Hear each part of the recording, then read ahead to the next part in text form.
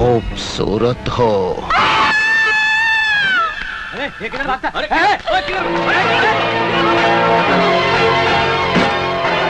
Sir, कल रात से मेरी बहन लापता है। वो ऑफिस से भी नहीं लौटी। सर, मेरे तो चारों तरफ अंधेरा सा छाया हुआ है। क्या तुम्हें किसी पर शक है? सर, इस शहर से इस तरह 18 लड़कियां गायब हो चुकी हैं। सब मुझे शक ही नहीं, यकीन है। ये सब कौन कर रहा है, क्यों कर रहा है? आप इस सब की डिटेल कल जागरण पेपर में पढ़ लीजिएगा।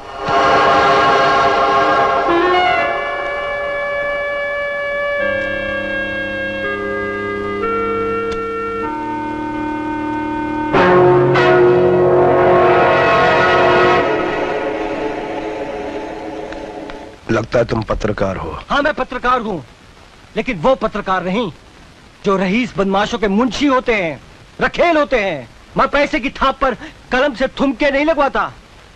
मैं उनमें से हूँ जो कलम की नोक से झूठ का सिरा चीर देते हैं। आपसे मिलकर बड़ी खुशी हुई। आप चिंता मत कीजिए, आप बिल्कुल सही जगह पे आए हैं। जाइए, आप अपना काम कीजिए और विश्वास कीजिए, मैं अपना काम पूरी ईमानदारी के साथ करूंगा। Thank you sir, thank you very much.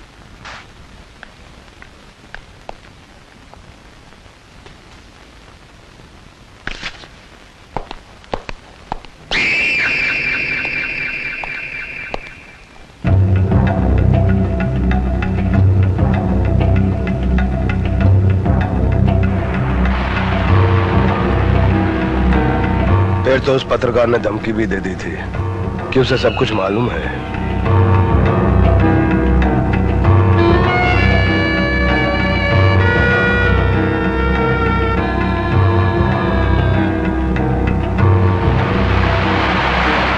बहन का मामला था ना, इसीलिए वो अपने गुस्से को रोक ना सका। और वो अपनी मौत भी नहीं रोक पाएगा। शराब!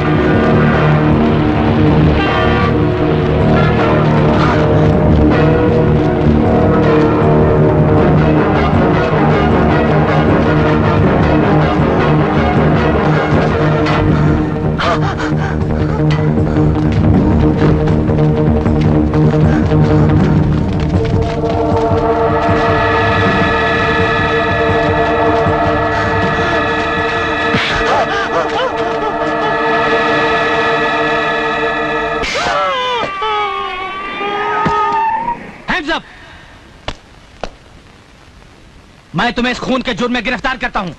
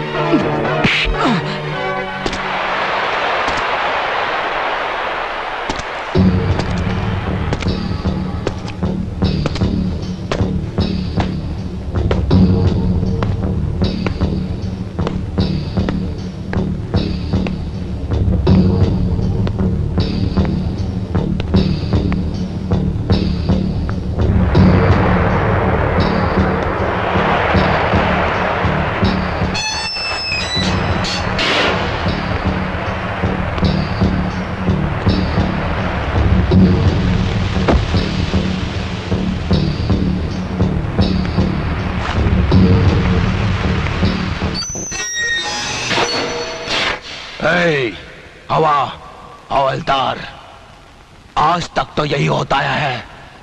लॉकअप की नकली कुंजी हम जैसे लोग बनवा के रखते हैं और असली कुंजी तुम्हारे पास होती है। लेकिन आज के बाद सब उल्टा होगा, उल्टा। लॉकअप की नकली कुंजी तुम्हारे पास होगी और असली कुंजी मेरे पास होगी।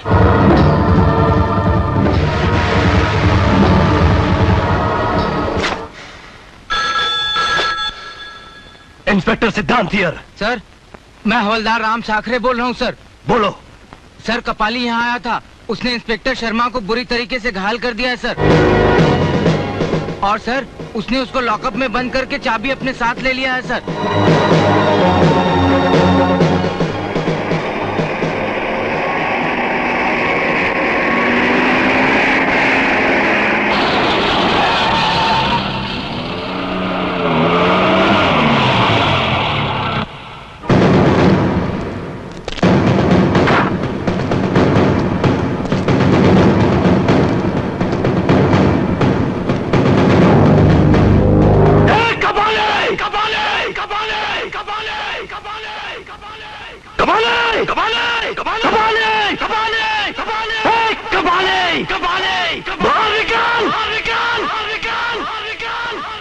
अगर तू घर में छिपा रहा तो चूहे की मौत मारा जाएगा, और अगर बाहर निकल आया तो गीदड़ की मौत।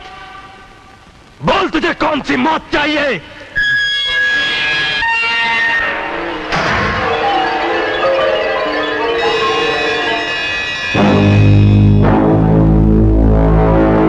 कबाली की जान लेना तो यमराज के लिए भी बहुत मुश्किल है इंस्पेक्टर।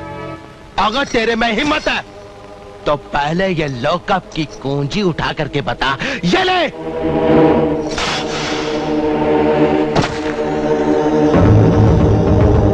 और ऐसे क्यों उतार रहे हो? क्या सरकार ने एक ही वर्दी दी है तुमको?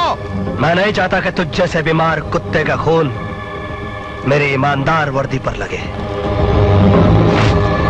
और मैं भी नहीं चाहता कि तेरे जैसे ट्रेन कुत्ते का खून कपाली के इस बदन पर लगे। तेरा सारा खून निचोड़ कर यही बहा दूंगा, यही। मेरे नसों में खून के साथ साथ बारूद भी बहता है, और आज तुझे इस बारूद के धमाके भी सुनने पड़ेंगे।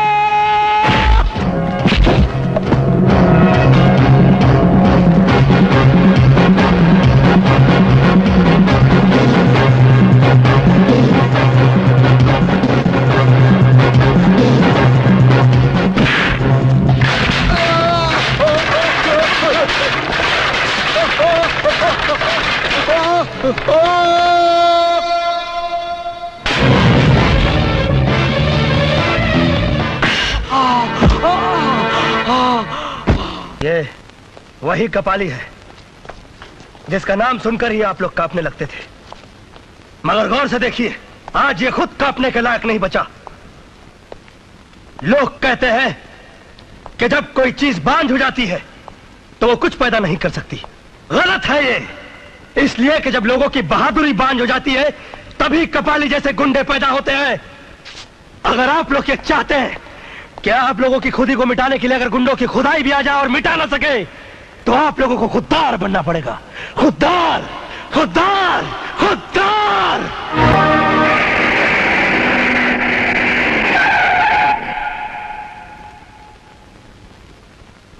गुस्से में आदमी की जबान और हाथ ज्यादा चलने लगते हैं और आंखें बंद हो जाती हैं।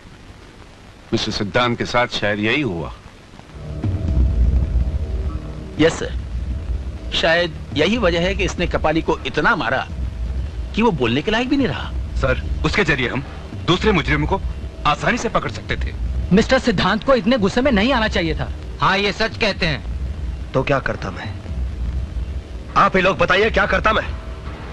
जब शहर की तकदीर हरामी हो जाती है तब कपाली जैसा एक हराम ज्यादा पैदा होता है। वो पुलिस लॉकअप से कुंजी नहीं, हम पुलिस वालों की मर्दानगी उठा कर ले गया था। उसने एक जर्नलिस्ट का नहीं, एक आवाज, एक इनकलाब का खून कर दिया था।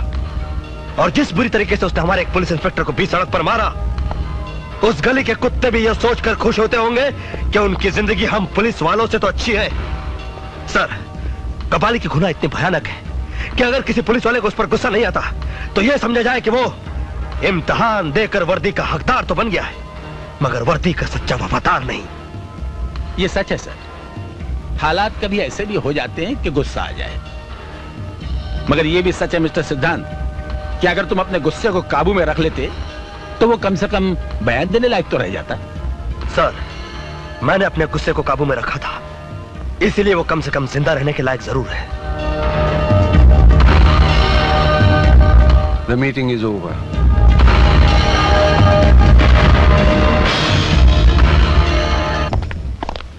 सिद्धांत, उसका जिंदा रहना हमारे लिए बहुत जरूरी है। सर, हॉस्पिटल में कपाली के चारों तरफ और भी सख्त पहरा लगा दो। सर। और हाँ, डॉक्टर से कहना जैसे ही वो होश में आए फौरन तुम्हें फोन करे। Yes sir. Good luck. Sir, college में बहुत बड़ा हंगामा हो गया है।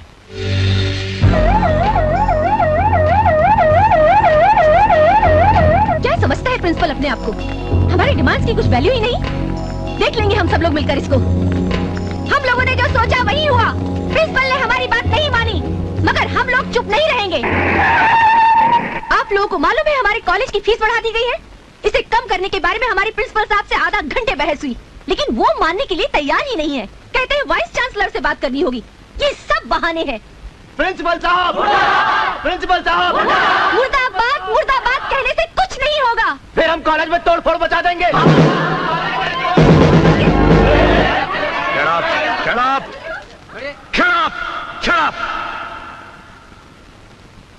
कॉलेज की फीस क्या थोड़ी बढ़ गई? आप लोगों ने हंगामा खड़ा कर दिया। ये पाउडर जो आपने लगा रखा है ना, इसकी भी कीमत बढ़ चुकी है। ये लिपस्टिक जो आपने पोत रखी है ना, इसकी भी कीमत बढ़ चुकी है। तब हंगामा क्यों नहीं खड़ा किया आप लोगों ने? स्टूडेंट और विद्यार्थी कहलाते हैं आप लोग। विद्यार्थी वो होते हैं जो विद्या का अर्थ निकालते हैं, मगर आप लोग तो विद्या की अर्थ ही निकाल रहे छोड़ हैं। दो मुझे। तुम नहीं जानते मैं किसकी बेटी हूँ। तुम भी नहीं जानती कि मैं किस किस्म का पुलिस इंस्पेक्टर हूँ। मैं तुम्हारा ट्रांसफर हफ्तों में यूं करवा सकती हूँ। मैं भी तुम्हारा दिमाग मिनटों में ठीक कर सकता हूँ। तुम ये मत भूलो कि मैं होम मिनिस्टर की बेटी हूँ। तुम भी मत भूलो कि मुझे ज्यादा गुस्सा तब आता है जब कोई अपना बड़े आदमी से रिश्ता बताकर मुझ पर धौंस जमाने की कोशिश करता है, समझे तुम? नंदू भैया बचाओ ना, डरपोक कहीं का। आया माँ। अरे सिद्धांत, ये क्या कर रहा है? छोड़ दे इसे। अरे नारायण नारायण नारायण, भाई बहन के बीच में महाभारत या हैरत। अरे मैं कहती हूँ छोड़ दे इसे। छोड़ दो। तुम जानती हो उसने कॉलेज में क्या बदमाशी की? इस उम्र में बदमाशी नहीं करेगी तो क्या सन्यास ले लेगी? तुम इसे बिगाड़ दोगी आया माँ। टिकट न दे इसे। आप अगर तूने उसे छुआ भी ना तो बहुत मार खाएगा। आपने कभी मारा है इसको? हाँ, बचपन में बहुत मारा है। मैं एक बात बोलूं, आप बहुत झूठ बोलती हैं। नहीं ऐसा नहीं, मतलब आपने न कभी उसको डांटा है न कभी मारा है। मैं अपनी आंखों से देख कर आ रहा हूँ। सचमुच ये मुझे बहुत अच्छा लगता है। मैं जानती थी आखिर में आप भैया का ही साथ देने वाली हैं। नारायण नारायण, ये तो बहुत गर्म है। मगर ये बताइए मंत्री जी कहाँ हैं? वो बाजार गए हैं। बाजार गए? ये यहाँ खड़ा वो बाजार गए? मैं भी आता हूँ। अरे सुनो, क्या? ये ग्लास ले दो। पहले ही बहुत से ग्लास चोरी हो चुके हैं। तो सब मैंने थोड़ी चुराए हैं। रवा? अरे सर जी, सर जी, अरे नारायण नारायण, वो मैं भूल गया। देखो ये क्या है? साइकिल है। अरे आप होम मिनिस्टर होके साइकिल पे? सर आपको तो हेलीकॉप्टर पे होना चाहिए था। सब्जी खरीदने के लिए साइकिल अच्छी है। सर हाँ। सब्जी खरीदने के लिए आप जा रहे हैं? हाँ। नारायण नारायण, नहीं नहीं सर नहीं। मुझे तो सब्जी काटने में और बनाने में भी बड़ा मजा आता है। आप मंत्री होकर अगर सब्जी काट सकते हैं तो फिर आपका पीए होने के नाते मुझे तो घास छीलनी पड़ेगी। फिर मैं तो अपने गार्डन में घास छिलता हूँ। आप अगर मंत्री होकर घास छीलते तो आपका पीए होने के नाते मुझे क्या करना पड़ेगा?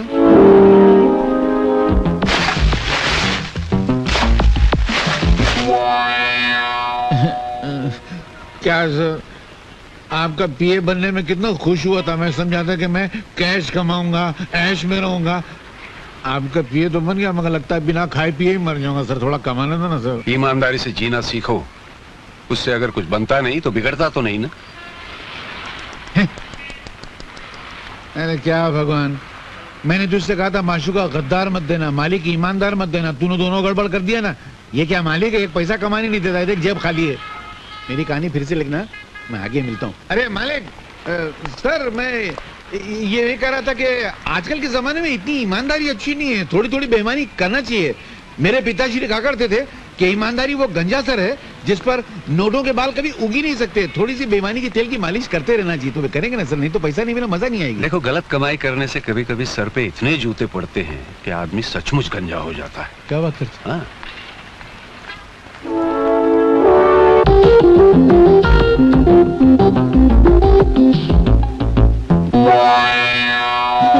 अरे सर,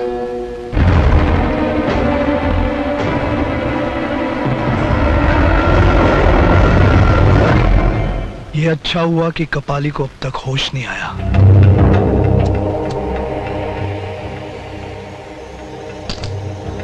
जब तक उसे मौत नहीं आती, उसके होश में आने का चांस बाकी है। शैनी, आखिर तुम कहना क्या चाहती हो?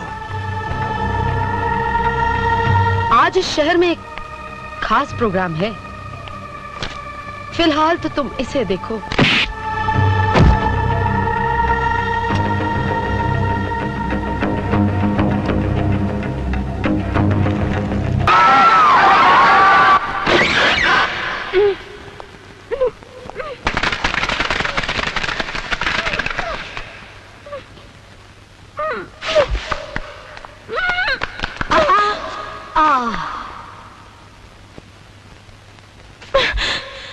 डार्लिंग, खूबसूरत लड़कियों में नजाकत और अच्छी लगती है, गुस्सा अच्छा नहीं लगता। तुम कौन हो? Baby doll. नहीं, अगर तुम प्यार से मान जाओ तो ठीक है। हम मुर्दों पर कफन डालने में जितना टाइम लगाते हैं, उससे भी कम टाइम में इज्जतदारों के जिस्म से कपड़े उतारते हैं, समझे? भगवान के लिए मुझे छोड़ दो। स्टार्ट।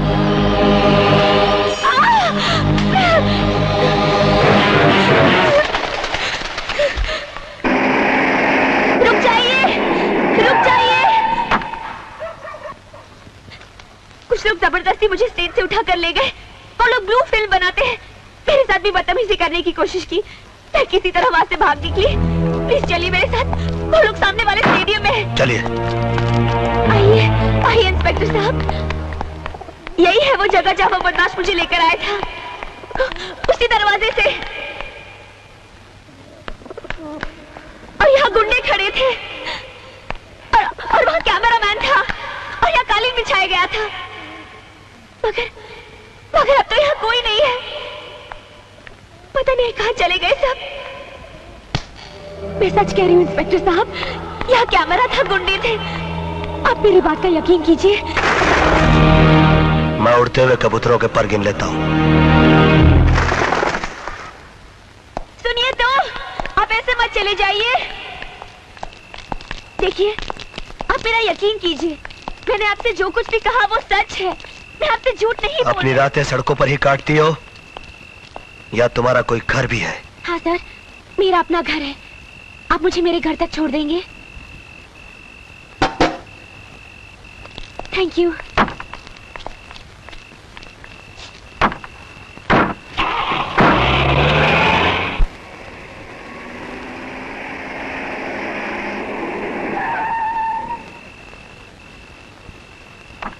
सर, यही मेरा घर है, आइए ना मेरे घर में। मैं चाय बहुत अच्छा बनाती हूँ, आइए।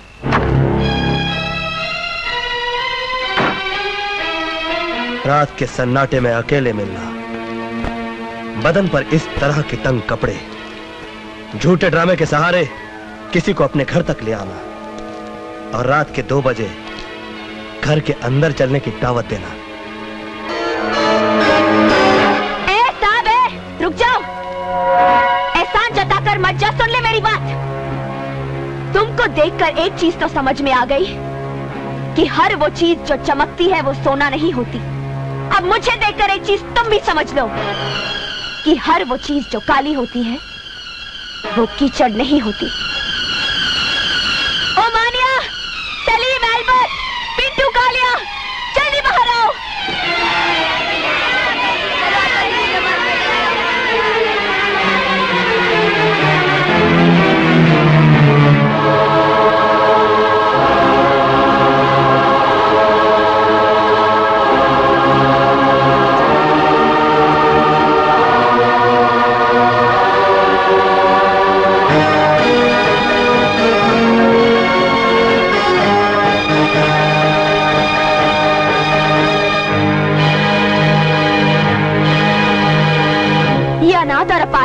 बच्चे हैं जिनके पास मेरे सिवा इस दुनिया में कोई नहीं है। इन्हीं के लिए स्टेज शोज करती हूँ मैं। बोलो, अब कैसे लगती हूँ मैं? बाजारू औरत तो नफरत करो मुझसे, गंदी नाली तो थूको मुझ पर, समाज का कैंसर तो फांसी लटका दो मुझे। तुमने तो किसी न किसी औरत का दूध जरूर पिया होगा। तुम्हें उसी दूध की कसम, मैं जैसी लगती हूँ वैसी ही सजा दो मुझे।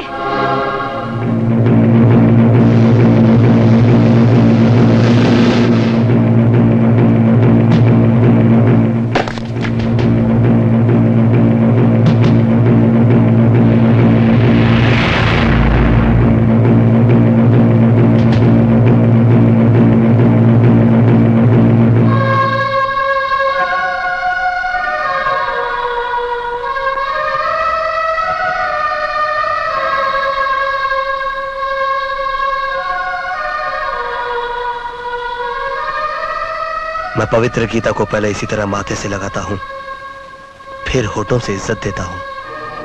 लेकिन मैं, तुम में भी एक महाभारत है, तुम्हारे हर शब्द में क्रांति है। तुम भी पवित्र गीता की तरह हो, इसीलिए तुम्हारे साथ ये सलूक करना पड़ा।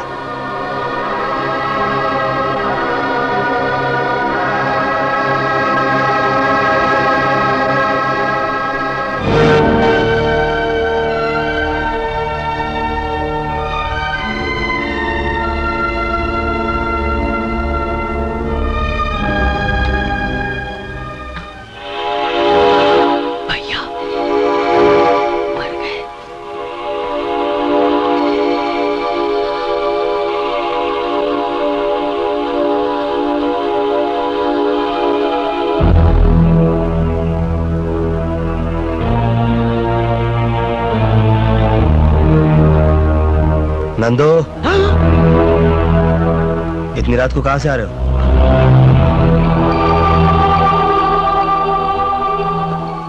एक काम था, मैं काम कर रहा था भैया।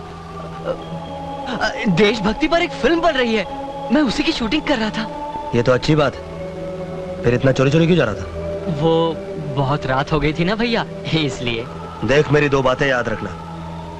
एक तो ये कि काम के लिए कभी दिन रात मत देखना, और दूसरी बात कि चोरों के कदमों की आवाज मैं अपने कानों से सुनता हूं, मगर अपने भाई के कदमों की आहट मैं अपने दिल से महसूस करता हूं।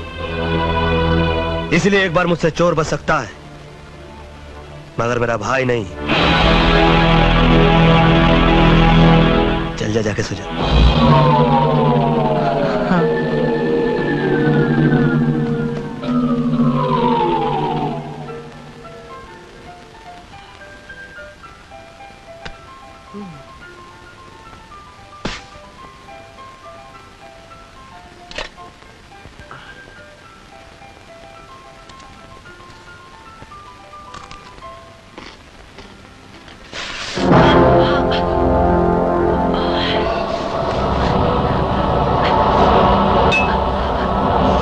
ये भी खाली है और चल रहा है, क्या करूं?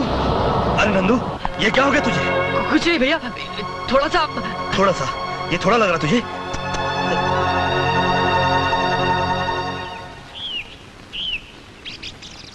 चल पहले पुलिस स्टेशन चलते हैं, उसके बाद घर जाएंगे। Police station?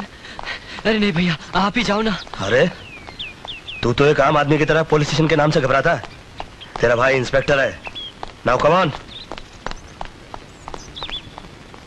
अच्छा हुआ अपनी जीप से वो ऑटो रिक्शा वाला टकरा गया। फायदा अपना हुआ ना, उस रिक्शा वाले का पूरा रिक्शा डैमेज हो गया। अपनी जीप की तो सिर्फ कांच ही निकली है।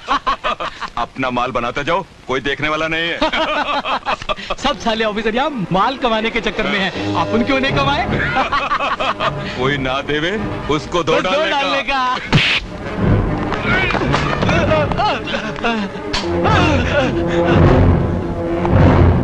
माइल्स, ये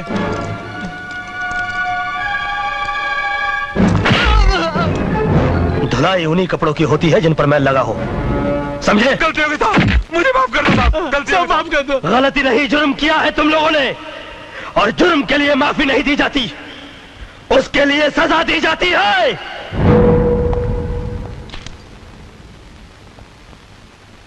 नंदू कहां चला गया? ओह, कॉलेज चला गया हुआ। ये 11 बज गया, अभी तक सब इंस्पेक्टर वर्धन क्यों नहीं आए? सर वो हमेशा लेट ही आते हैं।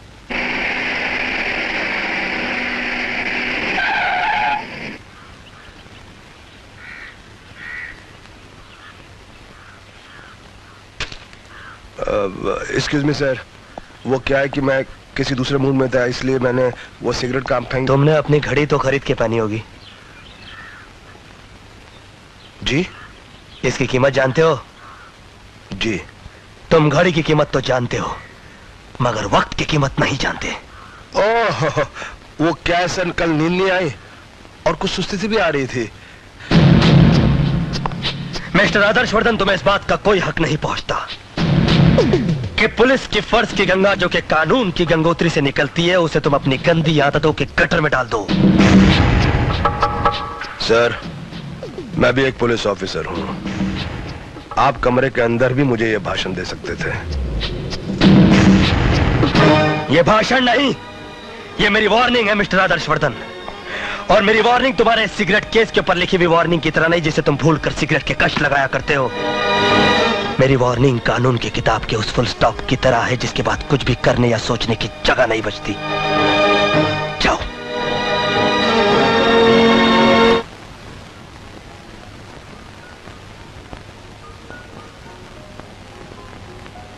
पूजा, तुमने गुंडों को पहचान लिया है।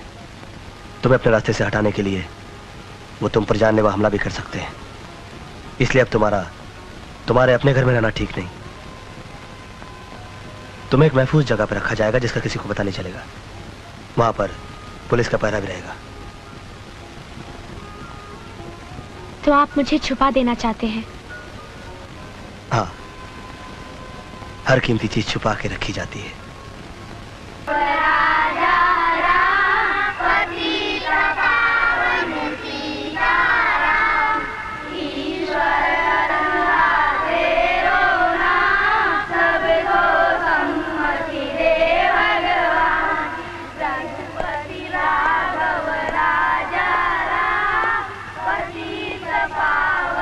प्रणाम स्वामी जी। सुखी रहो। चरण छूने वाले से अच्छा व्यक्ति वो होता है जो हृदय छू ले। कहो, कौन हो तुम? स्वामी जी, मेरा नाम इंस्पेक्टर सिद्धांत है। मैं आपके शिष्य शास्त्री जी का बेटा हूँ। कुछ शिष्य ऐसे होते हैं जो त्याग के बल से इतने महान हो जाते हैं कि उनके गुरु को भी उनकी इज्जत करनी पड़ती है। और शास्त्री मेरा ऐसा ही शिष्य है जिसकी मैं इज्जत करता हूँ। कहो, किस उद्देश्य से आना हुआ? स्वामी जी, मैं शहर में 100 से भी अधिक कुछ ऐसे बच्चों को जानता हूँ जो अपाहिज भी हैं और अनाथ भी। मेरी आपसे ये विनती है कि अगर आप उन्हें अपनी शरण में ले सकें तो। शरण में नहीं, ये समझो कि मैंने उनको अपने हृदय से लगा लिया, क्योंकि इन बच्चों में भगवान बसा करते हैं। और मैं ये चाहता हूँ कि इन भगवान के चरणों में ही मेरी जिंदगी का अंत हो जाए। स्वामी जी, प्रणाम Swami ji.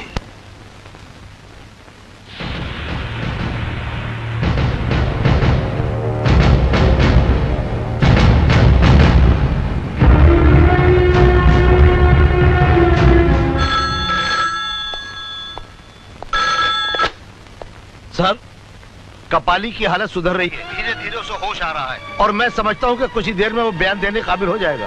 Hello hello inspector, hello, देखिए बहुत अर्जेंट मैसेज है जो इंस्पेक्टर सिद्धांत को देना है। हेलो, अरे किसने फोन उठाया ये? हेलो, बोलते क्यों नहीं? Hello hello.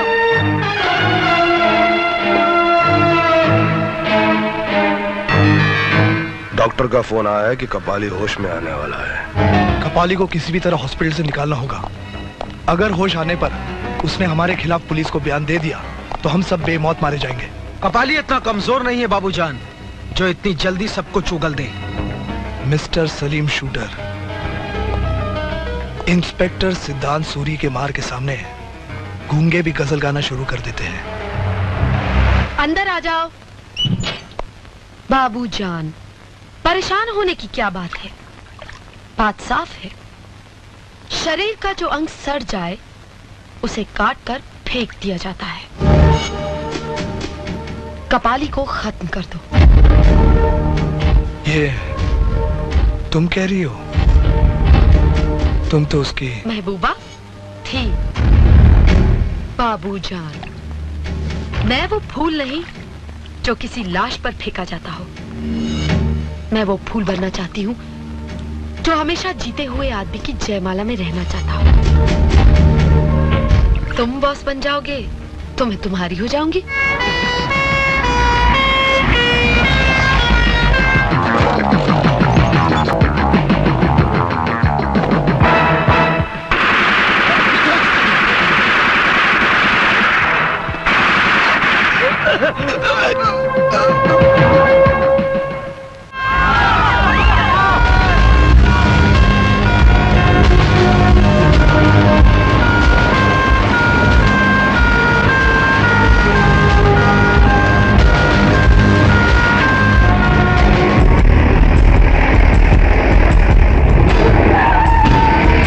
तुम पिछले गेट के क्राउड को कंट्रोल करो, जाओ।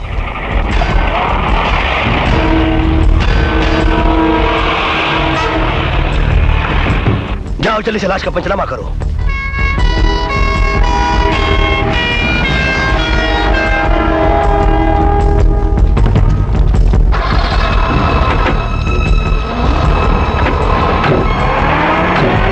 पीछे हटो, पीछे हटो, यहाँ से पीछे।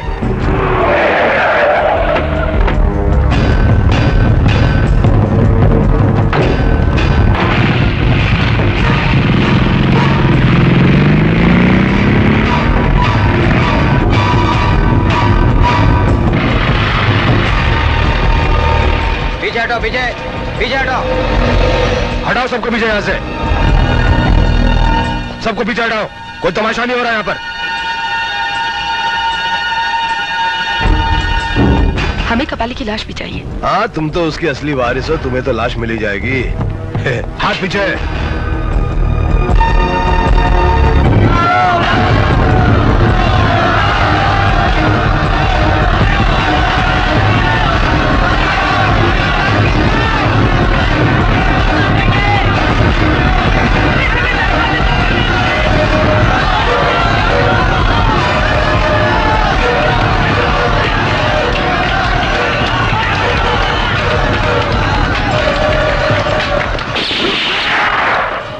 कानून अपने हाथ में मत लीजिए।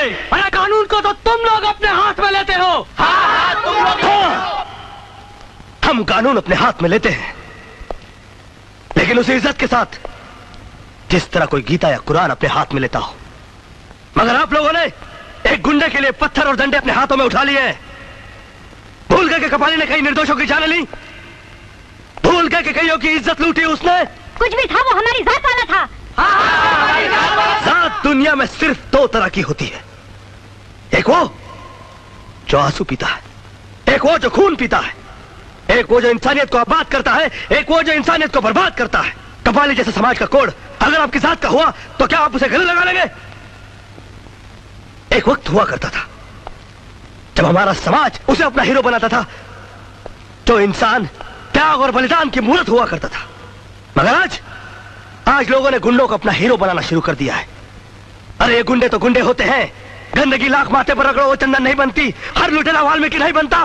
बंद करो, बंद करो गुंडों की पूजा का ये रिवाज। और अगर ये रिवाज बंद नहीं हुआ तो वो दिन दूर नहीं जब इस देश की कोख से सिर्फ गुंडों की नस्लें पैदा होंगी, और उसका सबसे भारी नुकसान तुम जैसे लोगों को होगा। तुम जैसे लोगों को। भाषण बंद करो, हमें कबाली का कातिल चाहिए, कातिल। अबे हट, अबे हट, हट। मुझे कौन सा भाषण देकर तुझ जैसे नामर्द का वोट लेना है? Get out from here. Gate तोड़ दो और चलो आगे। हर वो कदम जो कानून तोड़ने के लिए आगे बढ़ेगा, मैं उसे अपाहिज कर दूंगा।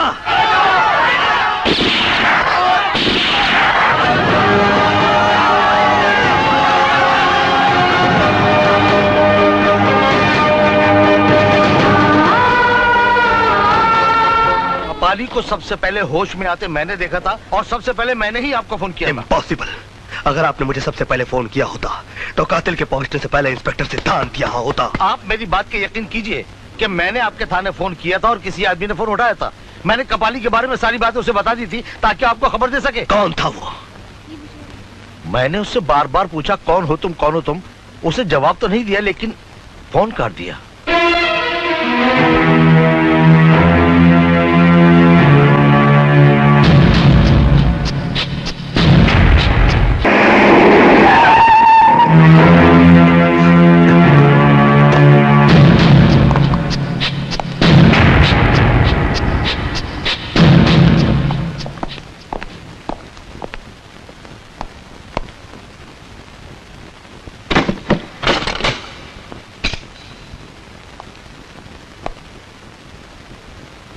उस दिन तुम्ही ने कहा था कि भाषण देना हो तो बंद कमरे में दूं।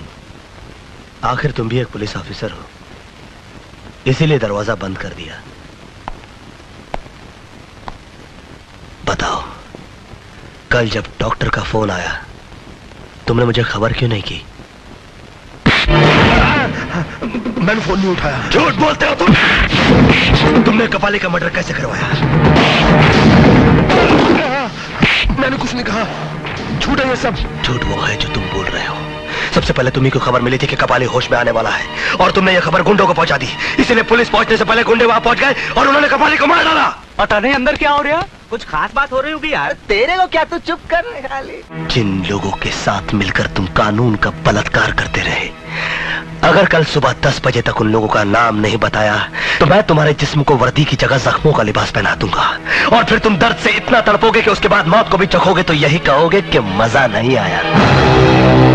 सर अर्जेंट कैसे सर?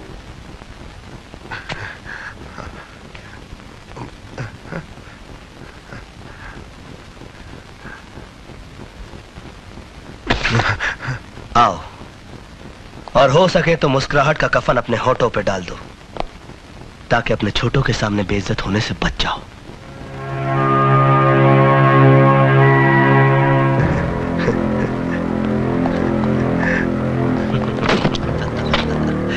मजा आ गया ना? हाँ, बहुत मजा आ गया। अरे कोई साहब को कोल्ड ड्रिंक पिलाओ। कल 10 बजे। Cold drink sir.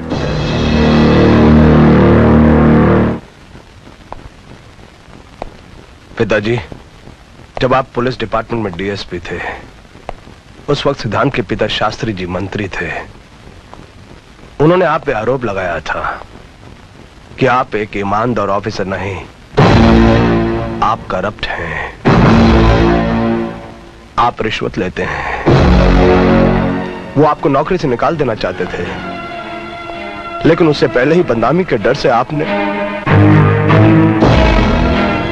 मैं आपकी मौत के साथ साथ अपनी बेइज्जती का भी बदला लूंगा। मैं नफरत के मोरों से दुश्मनी का शतरंज उसी की बिसात पे खेलूंगा और ऐसी मात दूंगा कि मौत भी रो पड़ेगी पिताजी।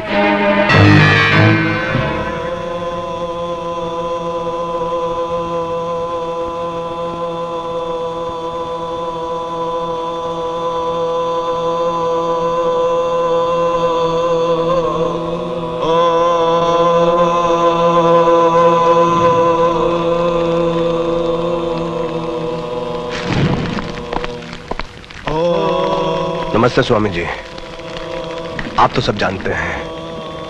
अब बताइए मैं क्या करूं? जब पूजा से बात नहीं बनती तो यज्ञ किया जाता है।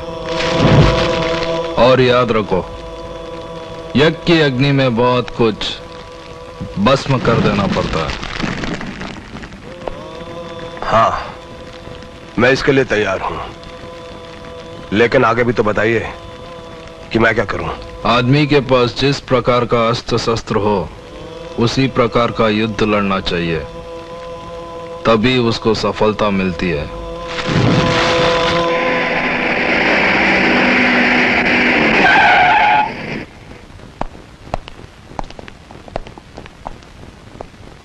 गुड मॉर्निंग मिस्टर सिद्धांत।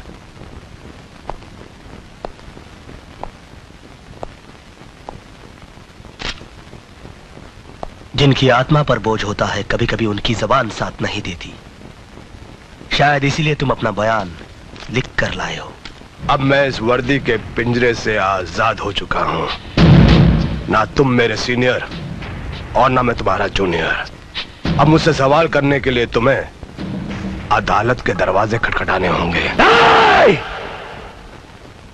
कमिश्नर साहब को पता है कि इस वक्त मैं तुमसे मिलने आया हूं। हद से बाहर मत निकलो, वरना कानून के शिकंजे में फंस जाओगे।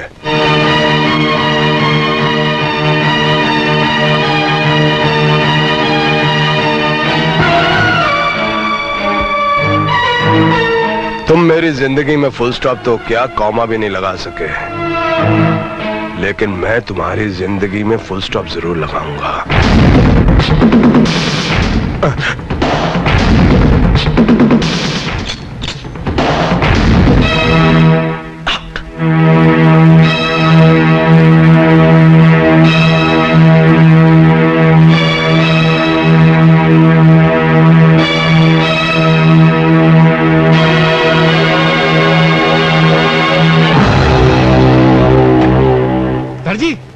सर जी वाह, बाप बेटी दोनों यही है। बड़ी जबरदस्त खुशखबरी लाया हूँ। आपने कहा था ना बहना के लोग अच्छा तो रिश्ता लेकर आओ, तो मैं रिश्ता लेकर आया हूँ। अरे वाह, फिर वही रिश्ता।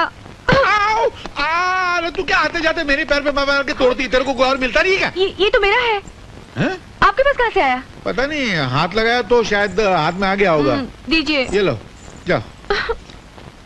सर बड़ा अच्छा रिश्ता लाया हूँ। वो बहुत बड़े लोग हैं। कमल राय कंपनी है ट्रांसपोर्ट की। हिंदुस्तान में उनके 50 ऑफिस है, 400 ट्रक हैं। वाह, 1200 करोड़ के मालिक, बहुत नाम वाले लोग हैं। ईमानदार हैं? ईमानदार? वो तो मैंने पूछा नहीं, वो आप आए तो पूछ लेना। पर मुझे लगता नहीं कि ये रिश्ता हो सकेगा। क्यों? मुझे नहीं लगता, क्योंकि वो लड़के के बाप हैं, आप लड़की के बाप हैं, और लड़के का बाप लड़की के बाप से जहेज तो मांगेगा, और जैसे ही बाप से जहेज मांगेगा आप उसको इतना लंबा भाषण पिला देंगे और धक्का मार के बाहर निकाल देंगे। कुछ होने वाला नहीं। मैं भी हवा की जमीन पर धुएं की दीवार से किला बनाता रहता हूँ। फिर भी ले आऊं तो बुला के ले आऊं? अच्छा रहेगा, बात हो जाएगा। फ्लॉप तो होने वाली है। मैं भी उल्लू का पट्टा खामा की टेबल टेनिस खेलता रहता हूँ। सेठ जी, सेठ जी आइए आइए। नमस्ते जी। नहीं, मैं तो पिए हूँ। उधर हो आप? कहाँ थे इतनी देर से? आइए।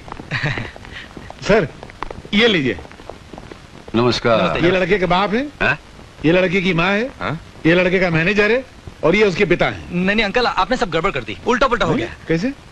लड़का मैं हूँ। अच्छा, ये मेरे पिताजी हैं जी, ये मेरी माताजी हैं। नमस्ते। और ये हमारे मैनेजर साहब हैं। पर तुमने तो कहा था तुम लड़के की माँ हो। मैंने? अच्छा आप लोग बैठिए ना। हाँ, मैं भी वहाँ बैठ जाता हूँ। सब फ्लॉप तो होने वाला है। आपने क्या करने का?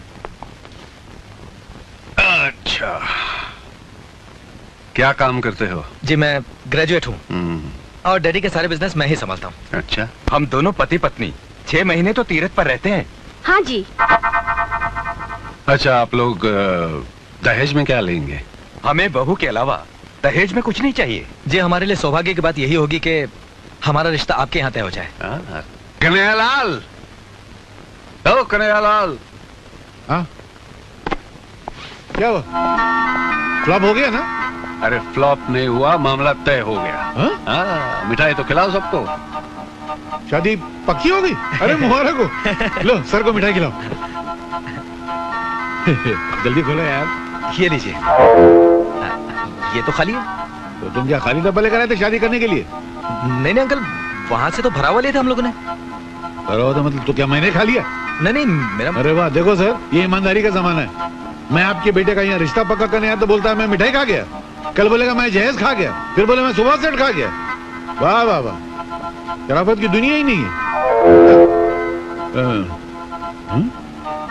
कुछ मीठा मीठा तो लग रहा है यार।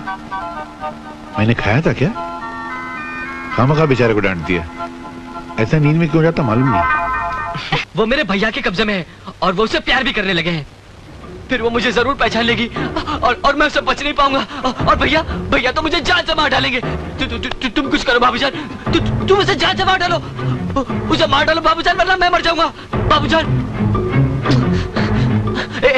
जेनी, ये बंद करो और मेरी बात सुनो। तुम इसे मरवा दो, वरना भैया मेरे टुकड़े टुकड़े कर देंगे, मेरे टुकड़े टुकड़े कर देंगे।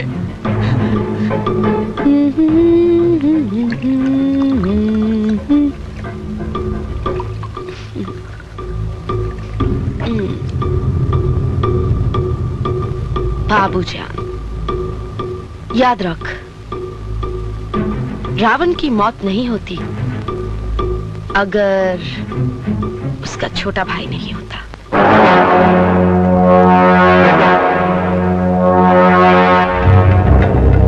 पूजा कहाँ है? हाँ, मैं जानता हूँ भैया ने उसे कहाँ रखा है।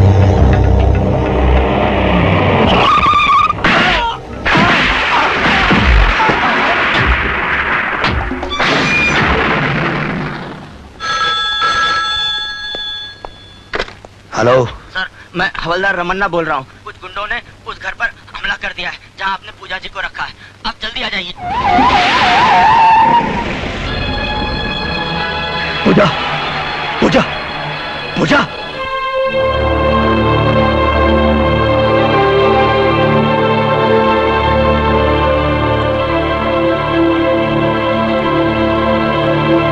इंस्पेक्टर सिद्धांत, ऑपरेशन कामयाब हो गया, लेकिन सर पर गहरा जख्म लगने से उनकी आंखों की रोशनी चली गई। इंस्पेक्टर सिद्धांत, आपका डिपार्टमेंट मुजरिमों के खिलाफ गवाह तो तैयार कर लेता है, लेकिन उनकी रक्षा नहीं कर पाता। मैंने उसके लिए 2 कार्ड दिए थे डॉक्टर। वो गुंडों को नहीं रोक पाए तो गलती उनकी थी या आपके डिपार्टमेंट की? और फिर सजा किसको मिली? किसको मिली सजा? चूंकि पूजा स्टेज की आर्टिस्ट थी, इसलिए पहले से मैं उसको जानता था। माँ बाप तो है नहीं, पहले से उसकी जिंदगी वीरान थी, अब तो उसकी जिंदगी में अंधेरा ही छा गया। कुछ लोग उसके अंधेपन का फायदा उठाने की कोशिश करेंगे और दुश्मन तो उसे मार ही डालेगा। फिर आगे उसकी बर्बादी का जिम्मेदार कौन होगा? किसी के भी जिम्मेदार होने का कोई सवाल ही पैदा नहीं होता, इसलिए कि वो बर्बाद ही नहीं होगी। मैं उससे शादी करूंगा।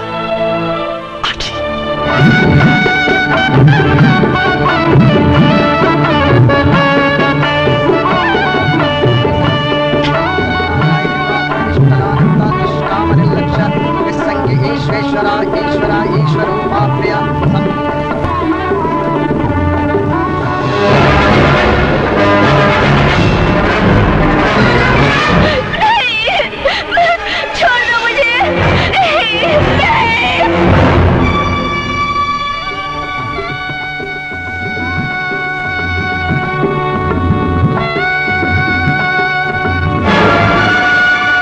नंदू, तुम डरो मत, वो तुम्हें देख नहीं पाएगी, अंधी हो चुकी है। ये है मेरी आया माँ के मरने के बाद इन्होंने ही मुझे पाल पोस के बड़ा किया। आज मैं जो कुछ भी हूँ इन्हीं की बदौलत हूँ। जीती रहो बेटी, जीती रहो। चुप चुप। आज से आप मेरी माँ भी हो गई। आओ, ये है मेरे बाबूजी। सुखी रहो बच्चों। आओ, तुम्हें मैं अपनी बहन से मिलाता हूँ। बिंदिया, ये है मेरी छोटी बहन। बिंदिया भाभी। तू उधर क्यों खड़ा है? इधर आ। पूजा, ये मेरा इकलौता भाई।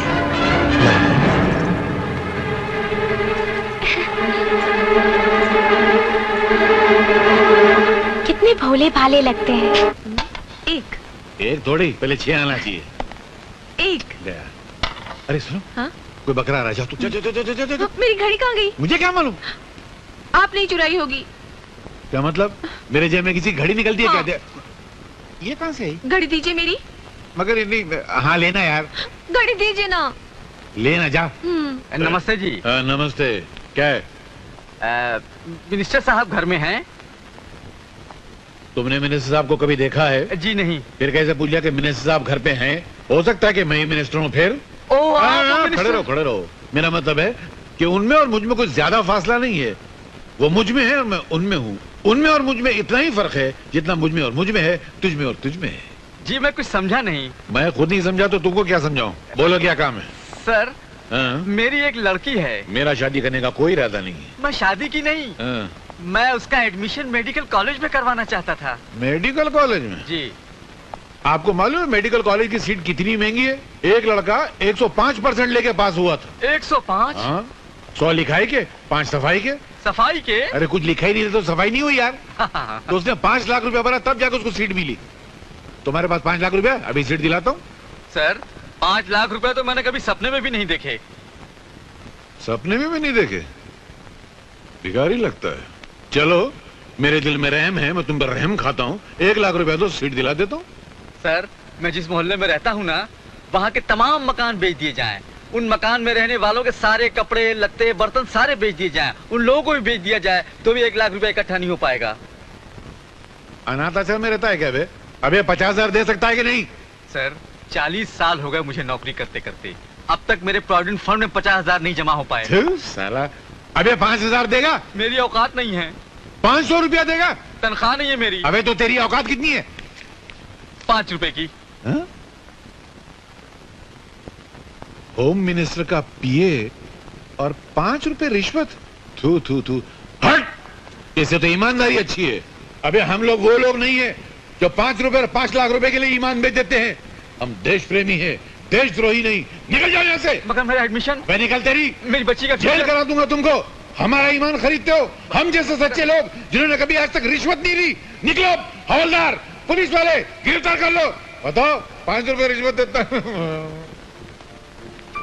अरे सिद्धांत कहाँ है? यहाँ आओ बाबूजी। आओ बेटे आओ। बैठो। सिद्धांत, मैं सोचता हूँ कि कुछ दिनों के लिए बहू को लेके तुम किसी अच्छी जगह पे चले जाओ। ये हुई ना कोई बात, और ये शुभ कार्य आज ही कर डालिए। क्यों भैया? कुछ बोलते ही नहीं है। कैसे बोलेगा? ये तेरी तरह बेवकूफ नहीं है। ये जानता है कि इलेक्शन के हंगामे शुरू हो गए हैं। बाबूजी इलेक्शन में खड़े हैं, कितना काम है यहाँ पर। क्या नंदू, बराबर है ना? इतना काम है तो छोड़ दीजिए बाबूजी, इन्हें काम करने दीजिए। अरे मेरे इलेक्शन की चिंता तुम क्यों कर रहे हो? मैं देख लूंगा।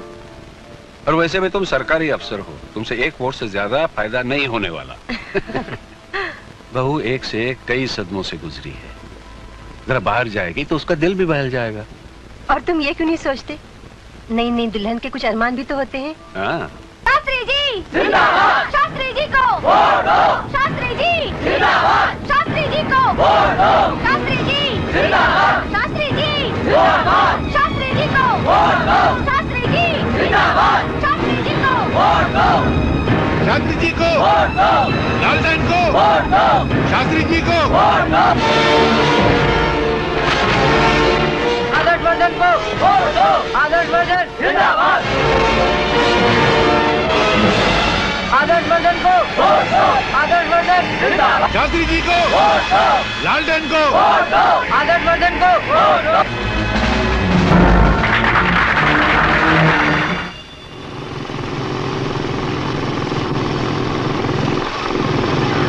मंत्री महोदय जिंदाबाद, मंत्री महोदय जिंदाबाद, मंत्री महोदय।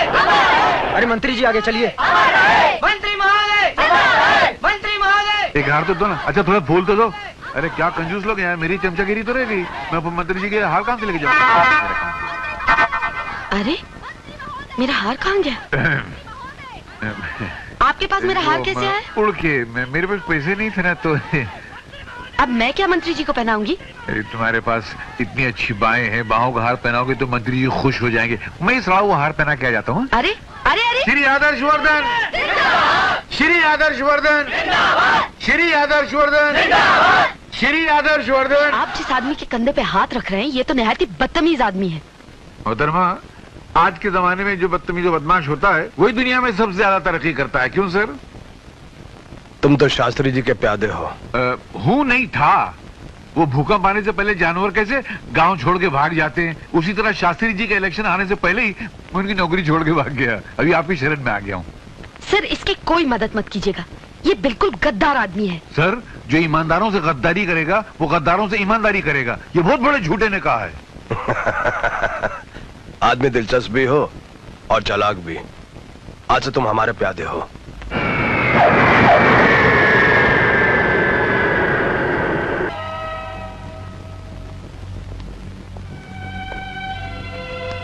अरे सिद्धांत आ गए। बहू कैसी है? वो अच्छी है। हा? आप सुनाइए, इलेक्शन में ये सब क्या हो गया? कैसे हो गया ये सब? जमाना बहुत तेजी से बदल रहा है सिद्धांत। इस इलाके के इलेक्शन में खड़े होने के लिए या तो आदमी को गुंडा बनना पड़ेगा या तो सिर्फ गुंडे ही इलेक्शन में खड़े हो सकेंगे। नारायण नारायण नारायण, आपने बिल्कुल सच कहा। इन्होंने भी इलेक्शन जीतने के लिए गुंडागर्दी की, बम मारे, बूथ कैप्चरिंग की, पता नहीं क्या क्या कर रहे हैं। आप ये मत समझना कि मैं आपके जख्मों पर नमक छिड़कने के लिए आया हूं। आप मेरे पुराने मालिक हैं और आप ही की कुर्सी मुझे मिली है। मैं तो यहां पर सिर्फ आपका आशीर्वाद लेने आया हूं। आशीर्वाद दीजिए मुझे। नहीं देना? कोई बात नहीं। वो क्या कि मैं जरा जल्दी में हूं, मीटिंग का वक्त हो गया है। आइए। आप चलिए, मैं 2 मिनट में आता हूँ। क्या मेरे पुराने मालिक है ना, मैं भी जरा आशीर्वाद लेकर आता हूँ। जल्दी आ जाना। बस अभी है। मालिक, मुझे एक आशीर्वाद दीजिए। ये जो मेरा नया मालिक है ना, ये जितना कमीना है, जितना 420 है, जितना बेईमान है, जितना खबीस है, उससे ज्यादा हो जाए, ताकि इसके घर में दौलत की गंगा बह कर आए, उस गंगा में थोड़ा सा नहा लूं। मुझे अभी तो कुछ मिला नहीं है। एक मेरे आदमी की टोपी मिली है खाली। ये आशीर्वाद तो आपको देना पड़ेगा। आशीर्वाद दीजिए ना, दीजिए ना, दीजिए ना।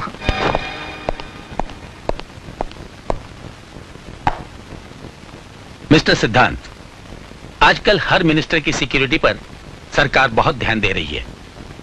एक नए मंत्री जी ने अपने बॉडीगार्ड के लिए तुम्हारा नाम दिया, जिसे हमें मानना ही पड़ा। कल से तुम उनके बॉडीगार्ड रहोगे। वो मंत्री हैं श्री आदर्श वर्धन।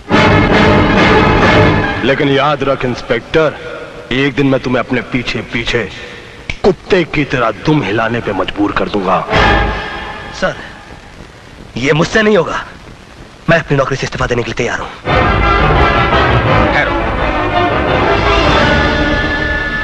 मैं तुम्हें एक रात और देता हूं, ताकि तुम अपने फैसले पर गौर कर सको। बताऊं, तुम आदर्श वर्धन को पसंद नहीं करते, तुम्हें उससे नफरत भी है, लेकिन यह तुम्हारा निजी मामला है। एक इंस्पेक्टर होने के नाते इन सब बातों से ऊपर उठकर तुम्हें सोचना होगा।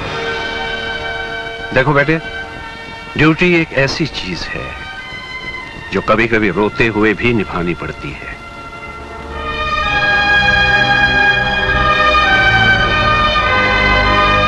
देखो बेटे, ड्यूटी एक ऐसी चीज है जो कभी कभी रोते हुए भी निभानी पड़ती है।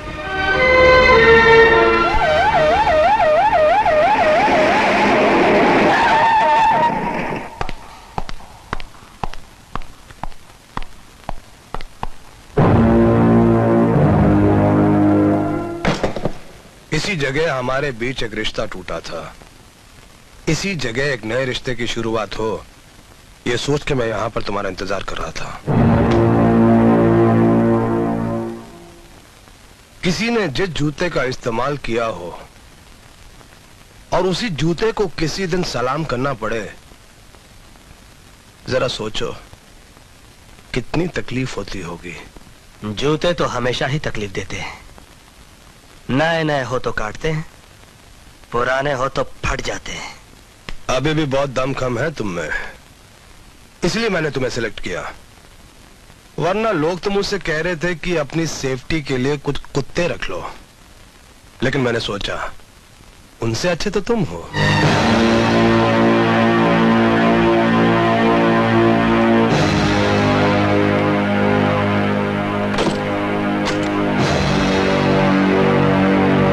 अभी मैं जरा सा शोर मचा दूं कि पुरानी दुश्मनी की वजह से तुम यहां पर मुझे मारने की कोशिश कर रहे थे, तो आज मुझे ना किसी गवाह ना किसी सबूत की जरूरत पड़ेगी।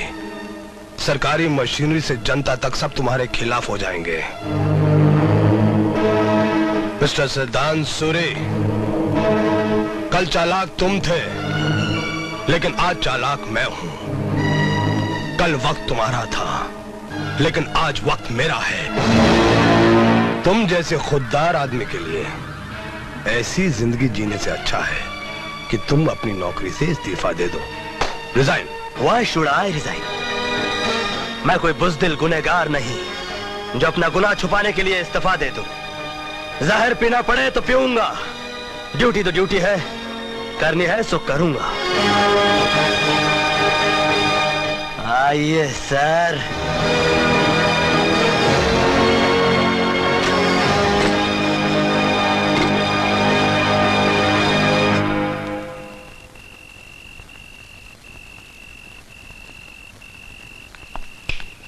तुम यहीं ठहरो। ये आलीशान बंगला मुझे सरकार ने दिया है। आज से तुम्हारी ड्यूटी शुरू। खड़े रहो वहीं दरवाजे पर।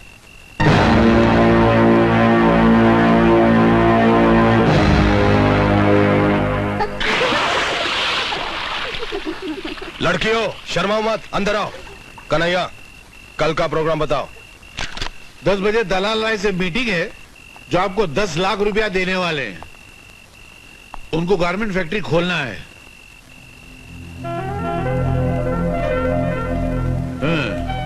खोल दो सब कुछ खोल दो। आजा।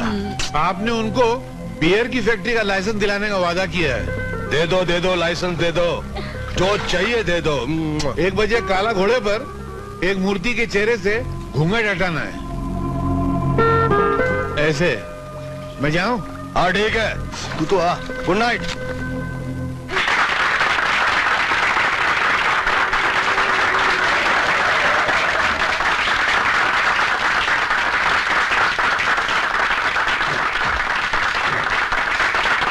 नमस्ते।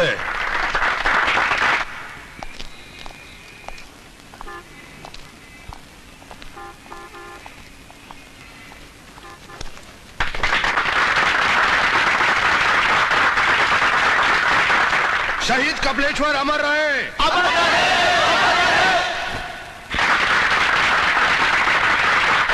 मेरे प्यारे दोस्तों, मैं शहीद कपिलेश्वर को तब से जानता हूं जब वो सिर्फ कपाली था। बहुत बड़ा त्यागी था, दिलेर था, वो एक मसीहा था। लेकिन अफसोस उनका अंजाम भी वही हुआ जो बहुत सारे देश प्रेमियों का हुआ है। पुलिस कस्टडी में उसकी हत्या कर दी गई। इसलिए मैं पुलिस की नौकरी से इस्तीफा देकर राजनीति में आया हूं, ताकि वर्दी पहनकर जो लोग हमारी गरीब जनता पर जुल्म कर रहे हैं, मैं उनका पर्दाफाश कर सकूं, उन्हें सजा दिलवा सकूं, उनकी धज्जियां उड़ा सकूं।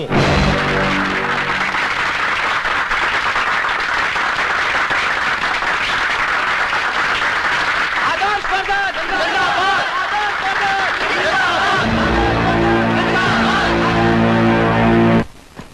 मेरे इंतकाम की कहानी का पहला अध्याय पूरा हो गया पिताजी। लेकिन पिताजी, अंजाम ये नहीं है। अंजाम ये है कि जिस तरह गांव वाले फसल काटते हैं, उसी तरह से मैं इंस्पेक्टर सिद्धांत के खानदान और नस्ल को काट दूंगा। इंस्पेक्टर सिद्धांत, एक मिनट। आपके लिए बहुत बड़ी खुशखबरी है। मुबारक हो, आप बाप बनने वाले हैं। थैंक यू डॉक्टर साहब, थैंक यू वेरी मच।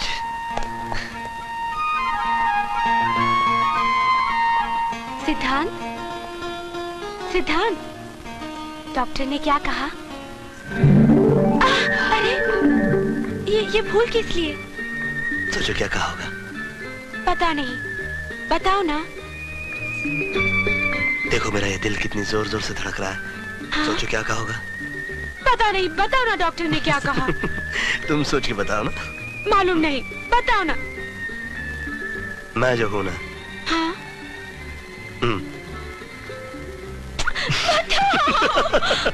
और तुम जो हो ना। हाँ? अरे, तुम हंस क्यों रहे हो? तुम मां बनने वाली हो। और अब लिखो, मिस्टर करण सिंह, जयपुर। अरे बिंदिया, जरा बहू का हाथ तो बताओ। इनकी शादी हो रही है और ये कार्ड खुद लिखे।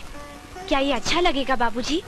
जब भाभी की माँ बनने के दिन करीब आ जाएंगे, तब मैं इनको आराम करने दूंगी और खुद ही काम कर लिया करूंगी। चुप, जो भी मुंह में आता है बक देती है। नारायण नारायण। क्या बात है, यहाँ तो खुशियों के लड्डू बट रहे हैं। नमस्ते भाई साहब। अरे नमस्ते, कैसी है? ठीक हूँ। क्या बात है, बड़े खुश लग रहे हो। हाँ, वक्त की बात है। पहले मेरा मालिक बहुत ईमानदार आदमी था तो मैं कड़का था। अब बहुत बेईमान है, इसलिए मेरे पास बहुत माल है। बैठ जाओ, बैठ जाओ। अवश्य बैठेंगे। आप देखिए हम कैसे बैठते हैं। कन्हैयालाल ठीक से बैठो। बैठो नहीं, बैठिए। बैठो का जमाना गया जब कुछ लोग मुझे कहते थे बैठो और मैं सुकड़ के बैठ जाता था। अब लोग मुझे इज्जत से कहते हैं कि बैठिए और मैं शान से फैल जाता हूँ।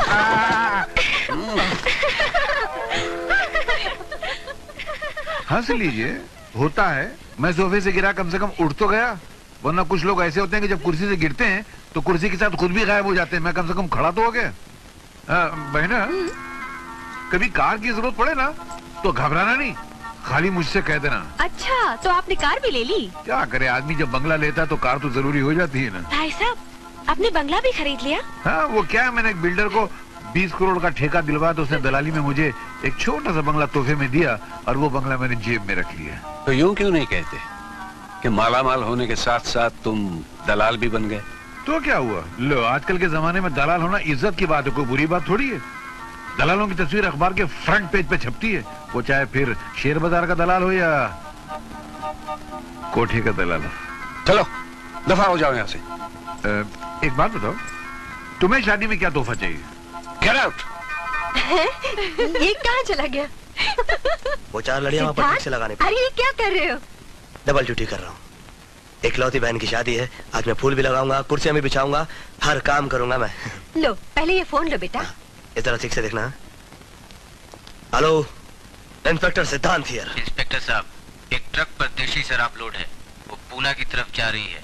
उस ट्रक का नंबर है MTT 7611।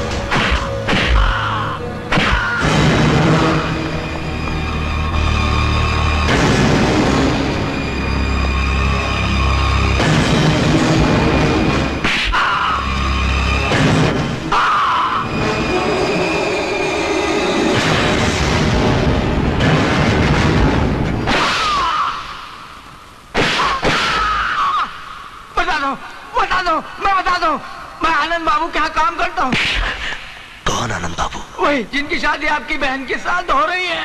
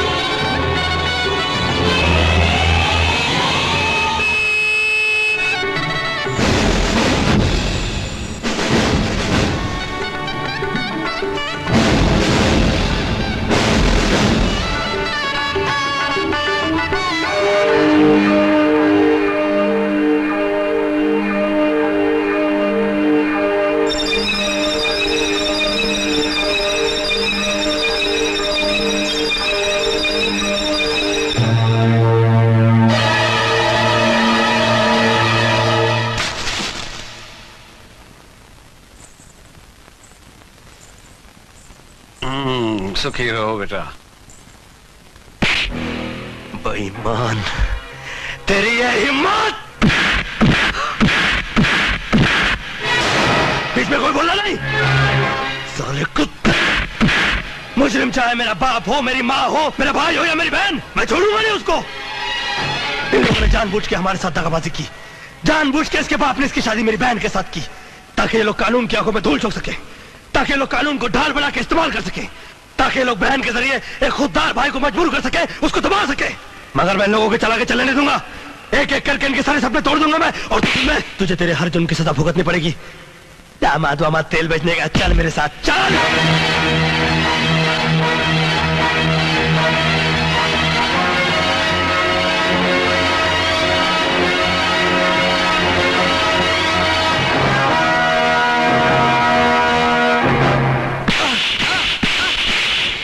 कमला ट्रांसपोर्ट का मालिक तू ही है ना? हाँ। उसमें तेरा ही माल जाना था ना? हाँ।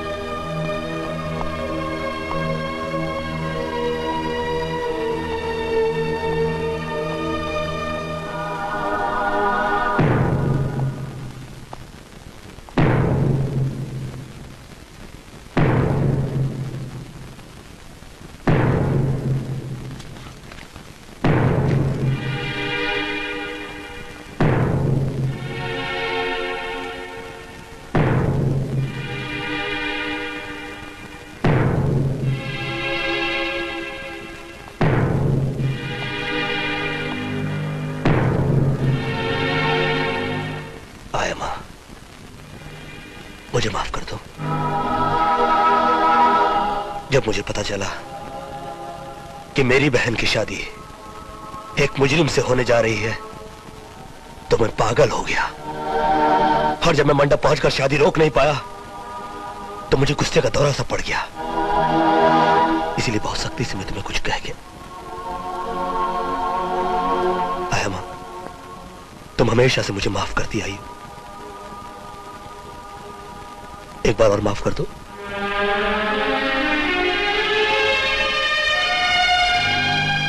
और अगर माफ ना कर सको तो मेरी गलती की सजा दो मुझे, मगर इस तरह खामोश खड़ी मत रहो। यूं खामोश मत खड़ी रहो। सिद्धांत, बस कर सिद्धांत, बस कर। तुम्हारी तरह पांव पर गिरने वाली बेटी तो जन्म देने वाली माँ को भी मुश्किल से मिला करते। मैं तुमसे नाराज थी ना, इसमें दोष मेरा भी था, क्योंकि मैंने सिर्फ अपना ही दर्द याद रखा और तुम्हारा दर्द भूल गई। आओ, हम दोनों एक दूसरे को माफ कर दे। सिद्धांत,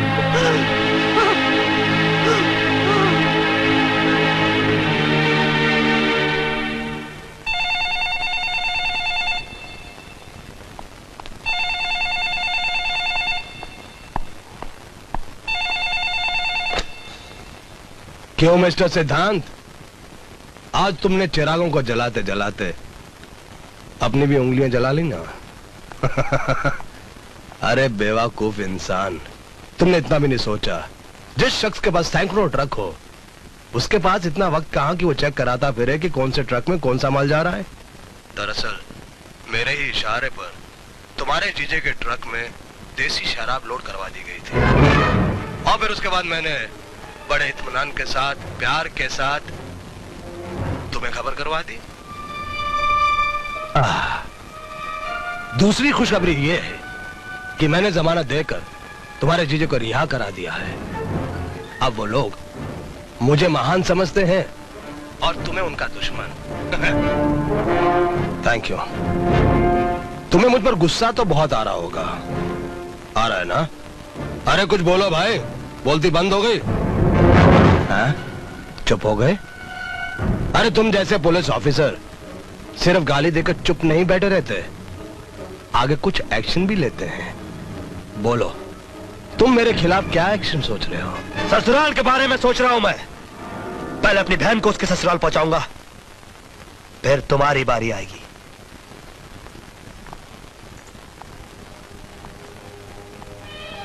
मैं जानता हूं तुम यहां किस लिए आए हो। पहले तुम अपनी गलती की माफी मांगोगे ताकि तुम अपनी बहन को यहां छोड़कर जा सको।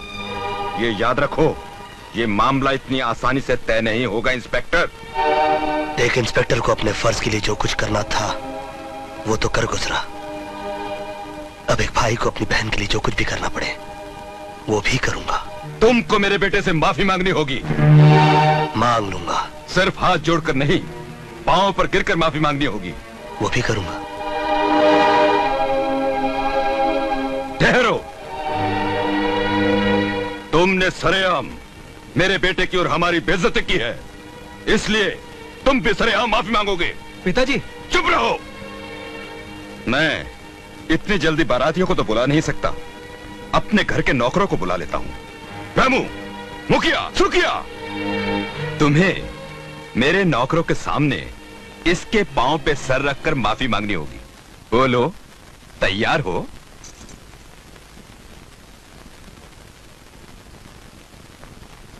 सुहाग के कंगन का वजन राखी से ज्यादा होता है।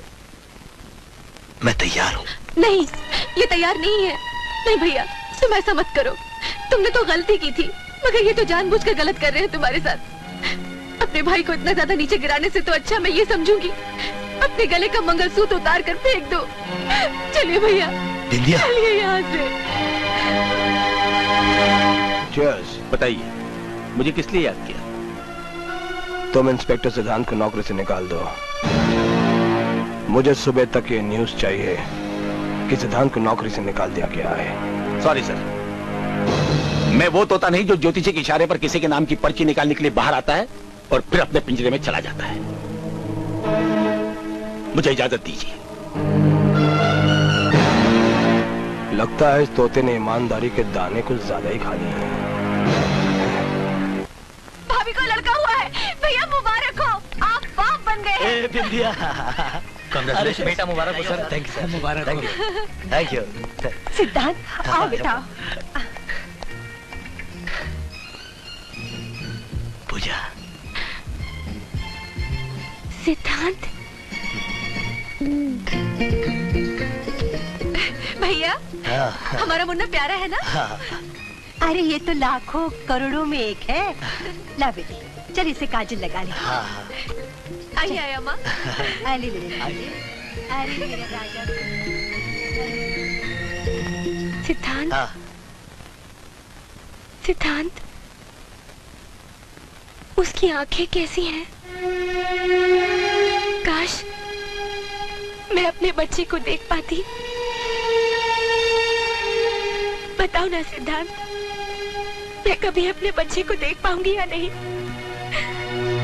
पूजा, बताओ ना, मैं कभी उसे देख पाऊंगी या नहीं?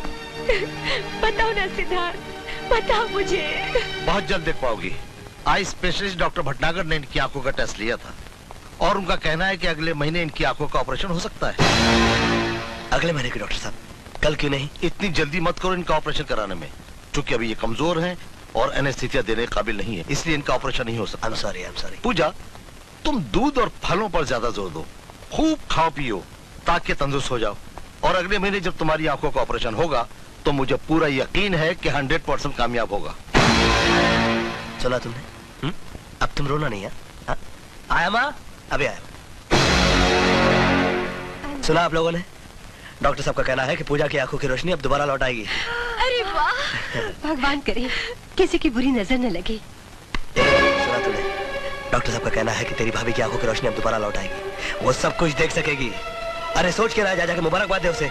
मैं ये दोनों खुशखबरी बाबूजी को फोन पर देता हूँ।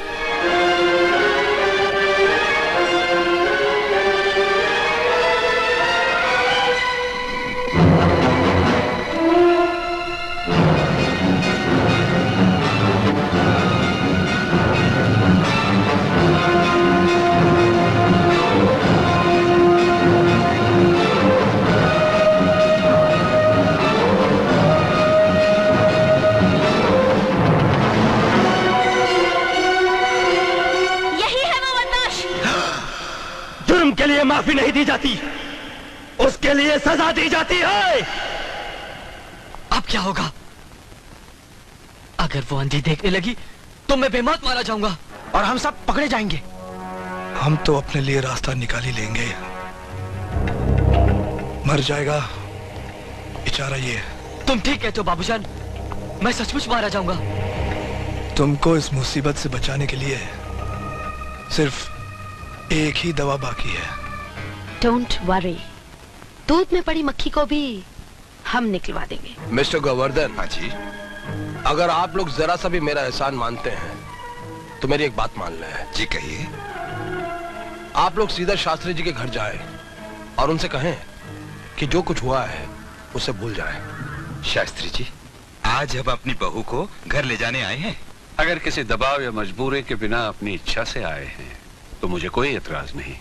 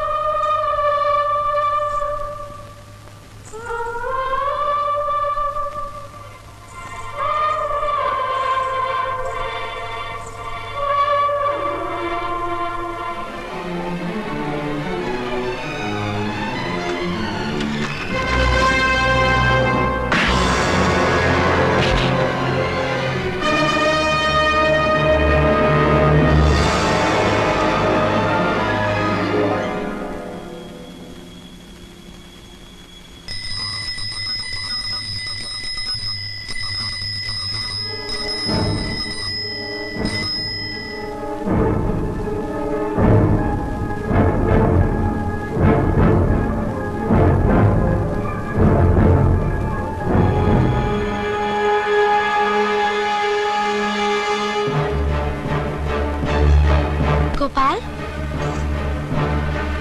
आज पहली तारीख है ना? तुम अपने पैसे लेने कल आना। आज घर के सारे लोग मंदिर गए हैं। हाँ गोपाल, अरे इतनी जल्दी दूध छोड़कर चला गया।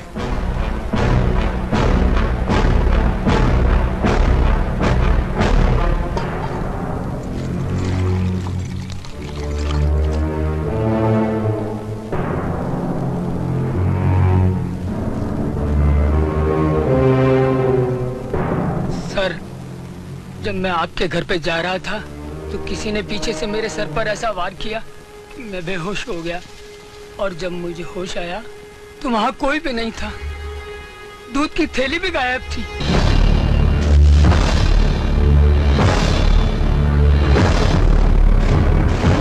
पूजा, हे पूजा, पूजा, पूजा। नहीं, छोड़ दो मुझे, छोड़ दो मुझे।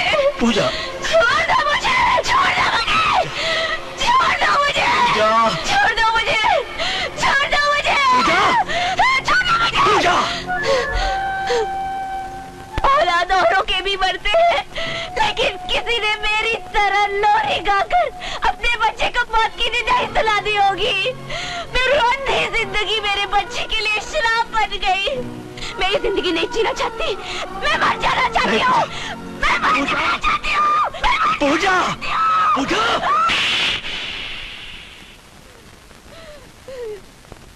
मुझे अपने मुन्ने के पास जाने दो, मुझे अपने मुन्ने के पास जाने दो।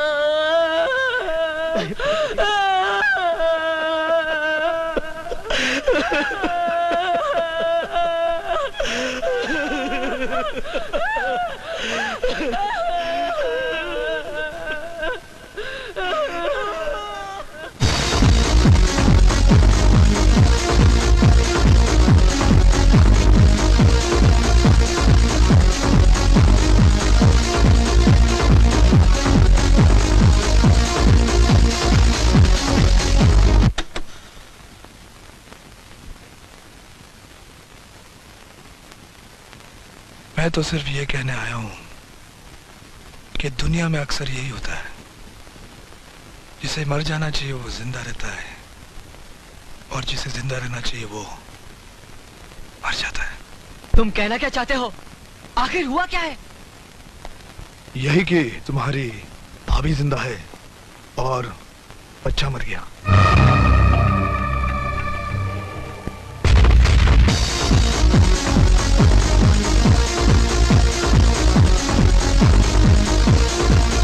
बंद करो। I said stop it. I said stop it. Get out. I said get out. Get out. Get out.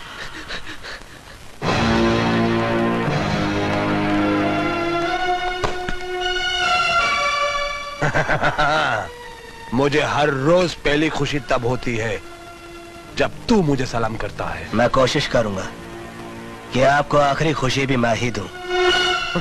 खुशी और तू?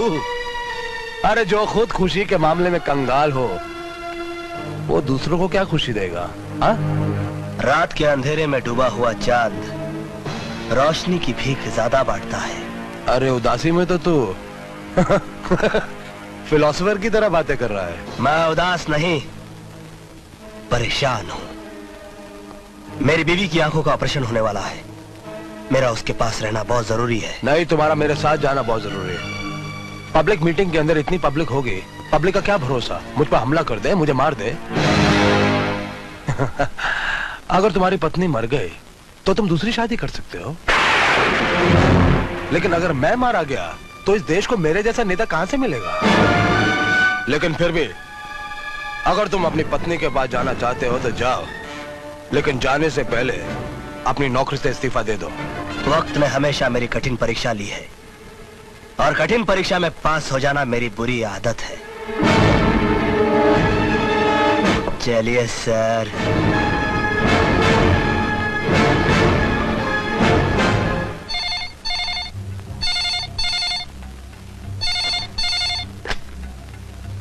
बाबूजान, मैं आदर्श वर्धन बोल रहा हूँ। सिद्धांत को मैं अपने साथ मीटिंग में ले जा रहा हूँ। उधर उसकी बीवी की आंखों का ऑपरेशन हो रहा है। अच्छा मौका है, उसकी आंखों की रोशनी के साथ साथ उसकी जिंदगी की भी रोशनी बुझा दो।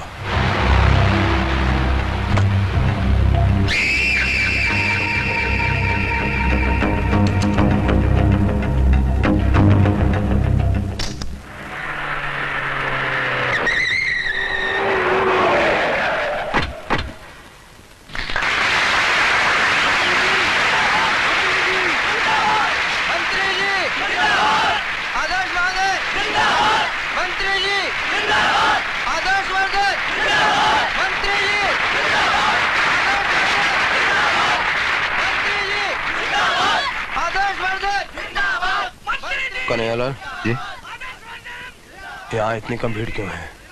ये शास्त्री जी का इलाका है। आपको याद नहीं, पिछले बार इलेक्शन में आपको बहुत कम वोट मिले थे यहाँ से। हाँ? आज शास्त्री के इलाके में शास्त्री की इज्जत की अर्थी ना निकाली तो मेरा नाम भी आदर्श वर्धन नहीं।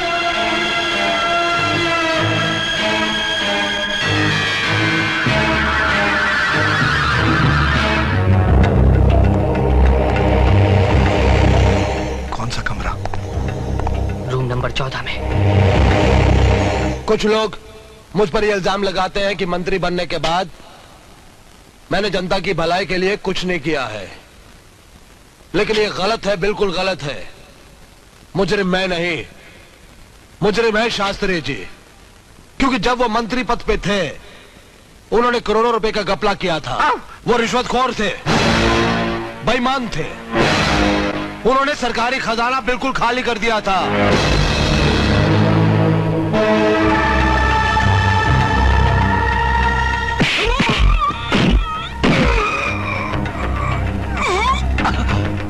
इंस्पेक्टर सिद्धांत।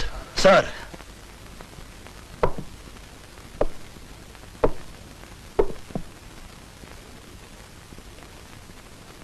हमारा जूता लेकर आओ, वो सीढ़ी पे छूट गया है।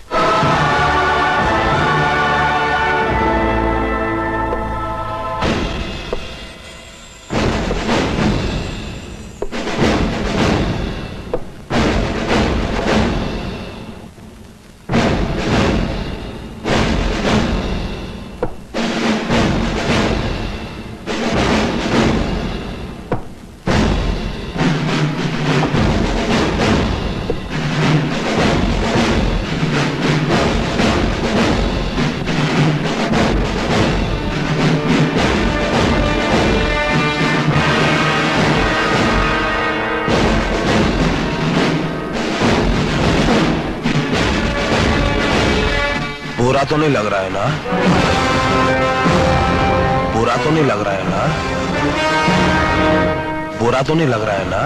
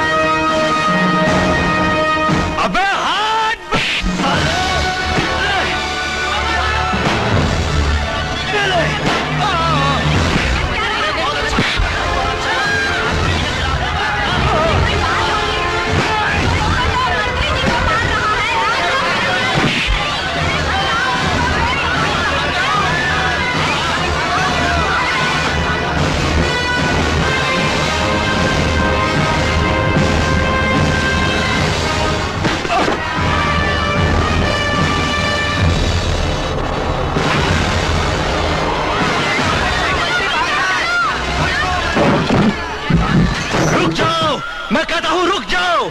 कब तक किसी तरह सच्चाई से भागते रहोगे आप लोग? कब तक? अभी तो आप लोगों को कई समुंदर, कई तूफानों से लड़ना है। याद रखो, जो लोग वक्त की धारे में कागज की नाव की तरह बह जाते हैं, उन्हें एक मामूली सी लहर भी डुबा देती है। मैंने यहां पर कोई जुल्म नहीं, इंसाफ किया है, इंसाफ। मगर उस इंसाफ में जरा सी कमी रह गई। मुझे आदर्शवर्धन को उसके नए जूते से नहीं, बल्कि किसी गरीब की फटी पुरानी कील निकली हुई चप्पल से मारना चाहिए था। चप्पल से।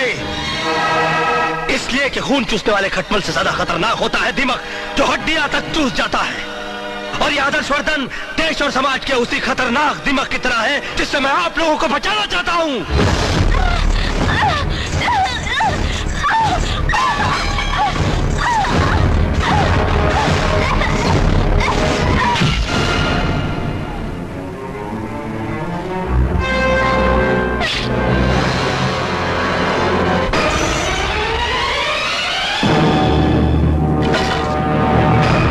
आदर्शवर्धन जैसे नेता ने सिर्फ स्टेज पर नहीं बल्कि सारे देश में आग लगा रखी है, और ये आग की लपटें मुझे सच्चाई बोलने से रोक नहीं सकती।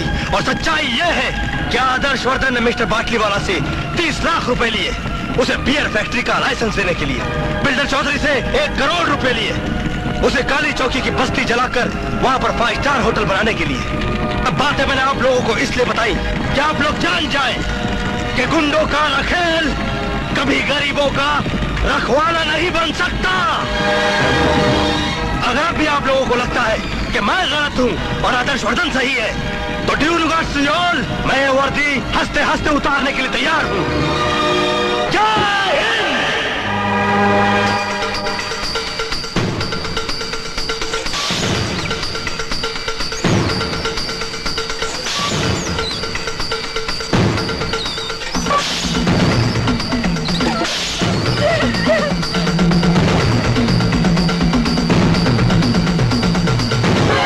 पूजा, क्या हुआ पूजा? डॉक्टर हरामजादे!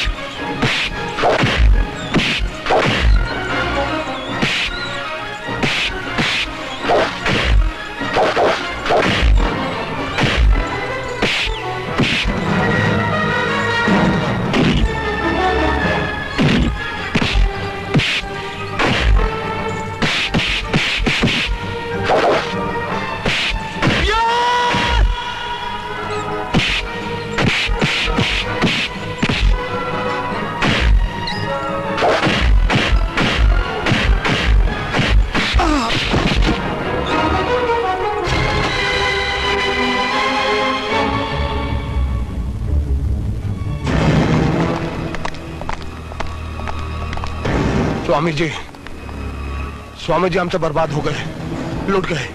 लूट के आ गए बल्कि पिट गए। स्वामी जी से क्या छुपाना, हो तो अंतर्यामी है, बोलो ना।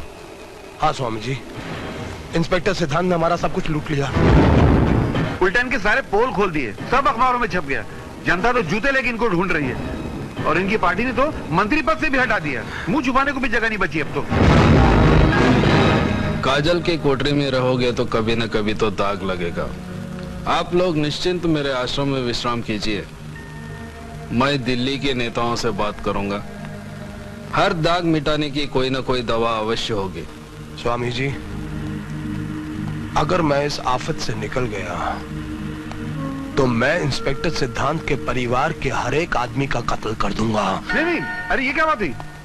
तुम्हारी दुश्मनी इंस्पेक्टर सिद्धांत से, उसके परिवार के बेगुनाह को क्यों मारोगे तुम? तुम चुप रहो। नहीं, देखो, बेईमानी करना, कालाबाजारी करना एक बात है, लेकिन अगर तुम किसी के खून की बात करोगे तो मैं तुम्हारा साथ नहीं दूंगा। Shut up! नहीं, मैं चिल्लाकर सारी दुनिया को बोल दूंगा। चिल्लाएगा तू? चिल्लाएगा ये? क्या सोच रहे हो? कुछ नहीं स्वामी जी, मेरे पुराने मालिक ने कहा था कि बेईमानी करोगे तो एक दिन इतने जूते पड़ेंगे कि टकला निकल आएगा। जूते तो पड़ गए, टकला भी एक दिन निकल ही आएगा। देवी माँ, आज बहू की आंखों की पट्टी खुलने वाली है। उसकी आंखों को रोशनी दे दी। अब अपनी आंखें धीरे धीरे खोलिए।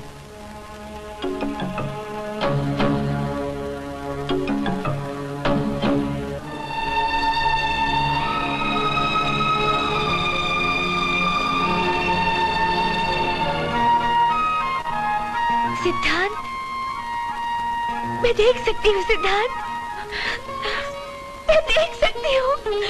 सिद्धांत, पूजा, सिद्धांत, मैं सब कुछ देख सकती हूँ सिद्धांत, मैं सब कुछ देख सकती हूँ। Thank you doctor. बेटी, आप आया माँ है ना? हाँ बेटी।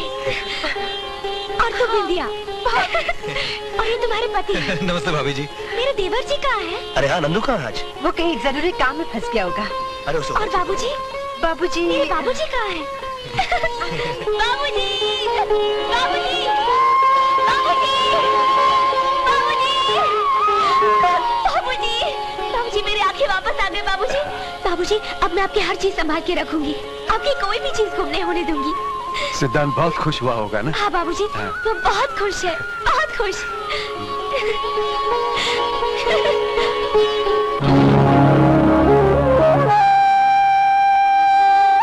आज बहुत दिनों के बाद दुनिया देखी तो बहुत अच्छी लगी। काश मैं अपने बच्चे को भी देख पाती। पूजा, हाँ ये गम बहुत बड़ा है तुम्हारे लिए। मैं ये कैसे कह दूं कि इस दुख में तुम नहीं रो, और ये भी कैसे कह दूं कि तुम रोती ही जाओ। आओ कुछ पुरानी यादें ताजा करते हैं। शादी का एल्बम दिखाता हूं तुम्हें। ये देखो, देखो इस तस्वीर में तुम कितनी खूबसूरत लग रही हो। किसी ने तुम्हें रोका नहीं कि तुम एक अंधी लड़की से शादी क्यों कर रहे हो? अरे नहीं पगली, बल्कि मेरे इस फैसले से सभी घर वाले बहुत खुश थे। ये देखो, ये देखो बाबूजी कितने खुश नजर आ रहे हैं। आया माँ, अपनी बिंदिया। हाँ हाँ, ये देखो। इसकी तस्वीर इस एल्बम में आपने क्यों लगा दी? क्या मतलब?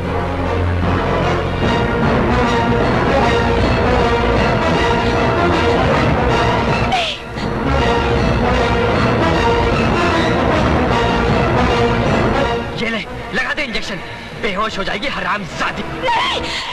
पूजा, क्या हो गया तुम्हें? ये उन बदमाशों के ग्रुप का आदमी है जिन्होंने मुझे मारने की कोशिश की थी। ये क्या कह रही हो पूजा तुम? हाँ, मैंने अपनी आंखों से देखा उसे गलत काम करते हुए। इस तरह का गलत काम करते हुए देखा तुमने इसे? ये उन लोगों में से है जो लड़कियों की नंगी फिल्में बनाता है। एक बार ये लोग मुझे भी उठा कर ले गए थे और मेरे साथ इस तरह की ज्यादती करने की कोशिश की थी। तब किसी तरह मैं वहां से भाग गई थी और वहां तुम मिले थे, याद है तुम्हें? तब यही मेरी तस्वीरें खींच रहा था, यही मेरी तस्वीरें खींच रहा था। नंदू!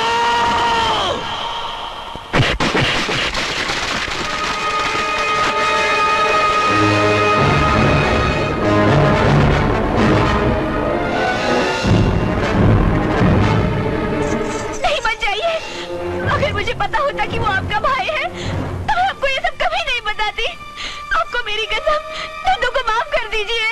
मुजरिम को माफी नहीं, उसे सजा दी जाती है। सिद्धार्थ, रुक जाओ सिद्धार्थ, रुक जाओ।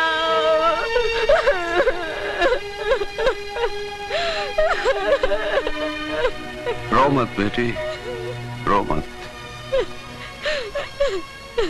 पश्चाताप के आंसू तो मुझे बहाने चाहिए। इस घर में राम के भाई के रूप में लक्ष्मण की जगह रावण ने जन्म लिया। बाबूजी,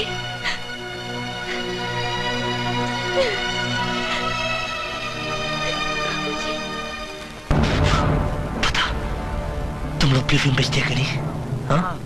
हाँ? किससे खरीदते हो? आपके भाई नंदू से। और कौन कौन आ रहा उसके साथ? और मैंने मंत्री आदर्शवर्धन के साथ उनको देखा है। वो अक्सर यहाँ उनके साथ गाड़ी में आते जाते रहते हैं। कहाँ ब्लू फिल्म बनाते हैं वो लोग? उन लोग का अड्डा कहाँ है? मुझे नहीं मालूम। बता। मुझे नहीं मालूम। बता। मुझे मालूम है।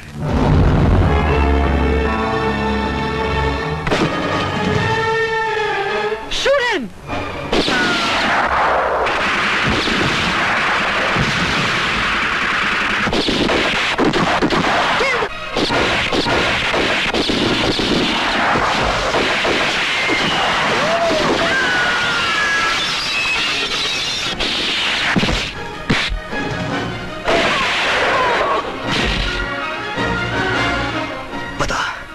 आदर्शवर्धन कहाँ है?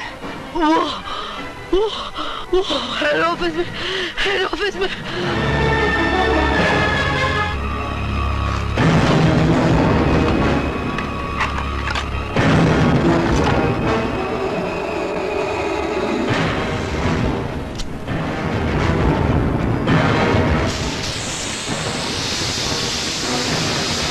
I'm sorry, baby.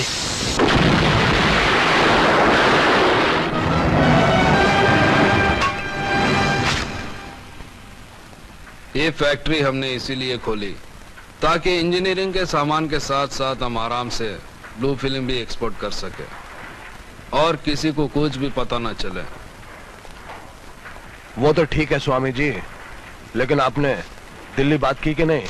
तुम फिर मिनिस्टर बन जाओगे, तब तक तुम यहीं फैक्ट्री में रहना। यहाँ कोई परिंदा भी पर नहीं मार सकता। परिंदा तो आ गया स्वामी जी।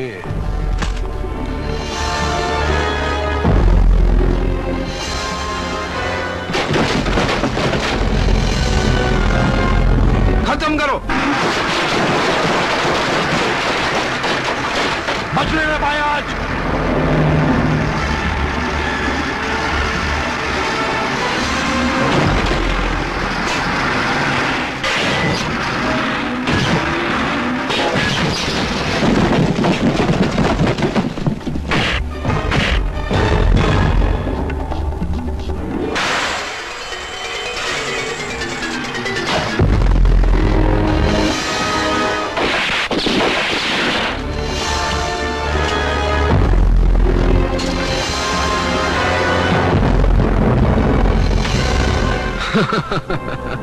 हमारा फार्मूला है कि हम पहले शहद चटाकर मारते हैं, अगर उससे नहीं मरा तो जहर देकर मारते हैं।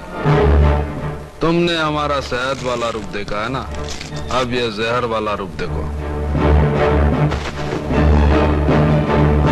हमारा देश साधुओं और फकीरों का देश है। ये तो अच्छा हुआ कि तुम्हारा ये कमीनापन सिर्फ मैंने देखा।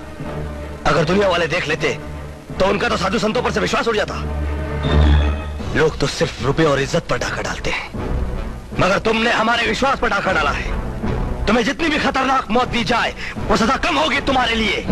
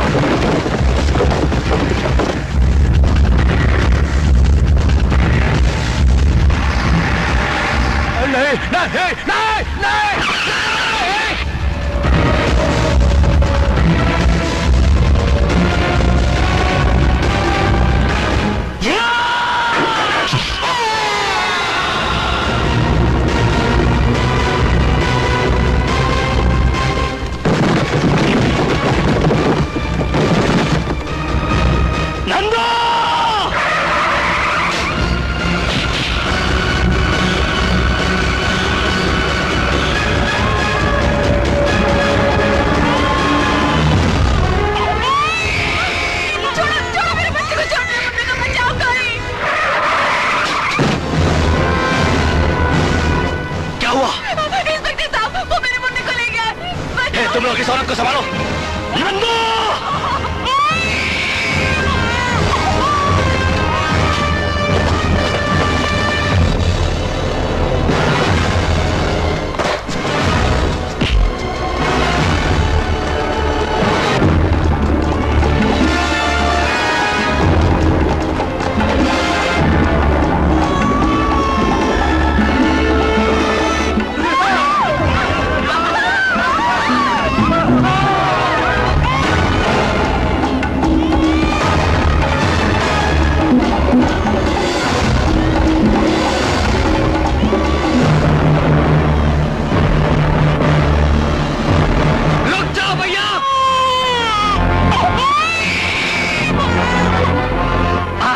भैया ला बच्चा दे दे मुझे। अरे चल हट। नंदो ला बच्चा दे दे मुझे। आगे आए तो बच्चे को नीचे फेंक दूंगा मैं। नंदो मैं बोल रहा हूँ बच्चा दे दे मुझे। अगर आगे आए तो बच्चे को नीचे फेंक दूंगा। रुक जा, रुक जा, मैं जा रहा हूँ, मैं जा रहा हूँ।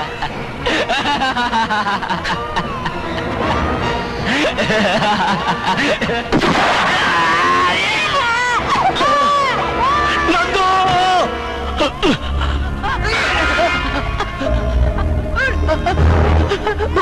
भैया भैया भैया मुझे बचाओ, मुझे माफ कर दो भैया।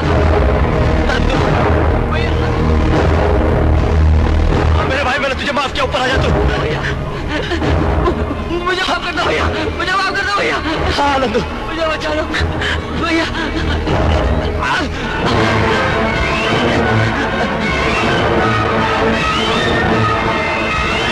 नंदू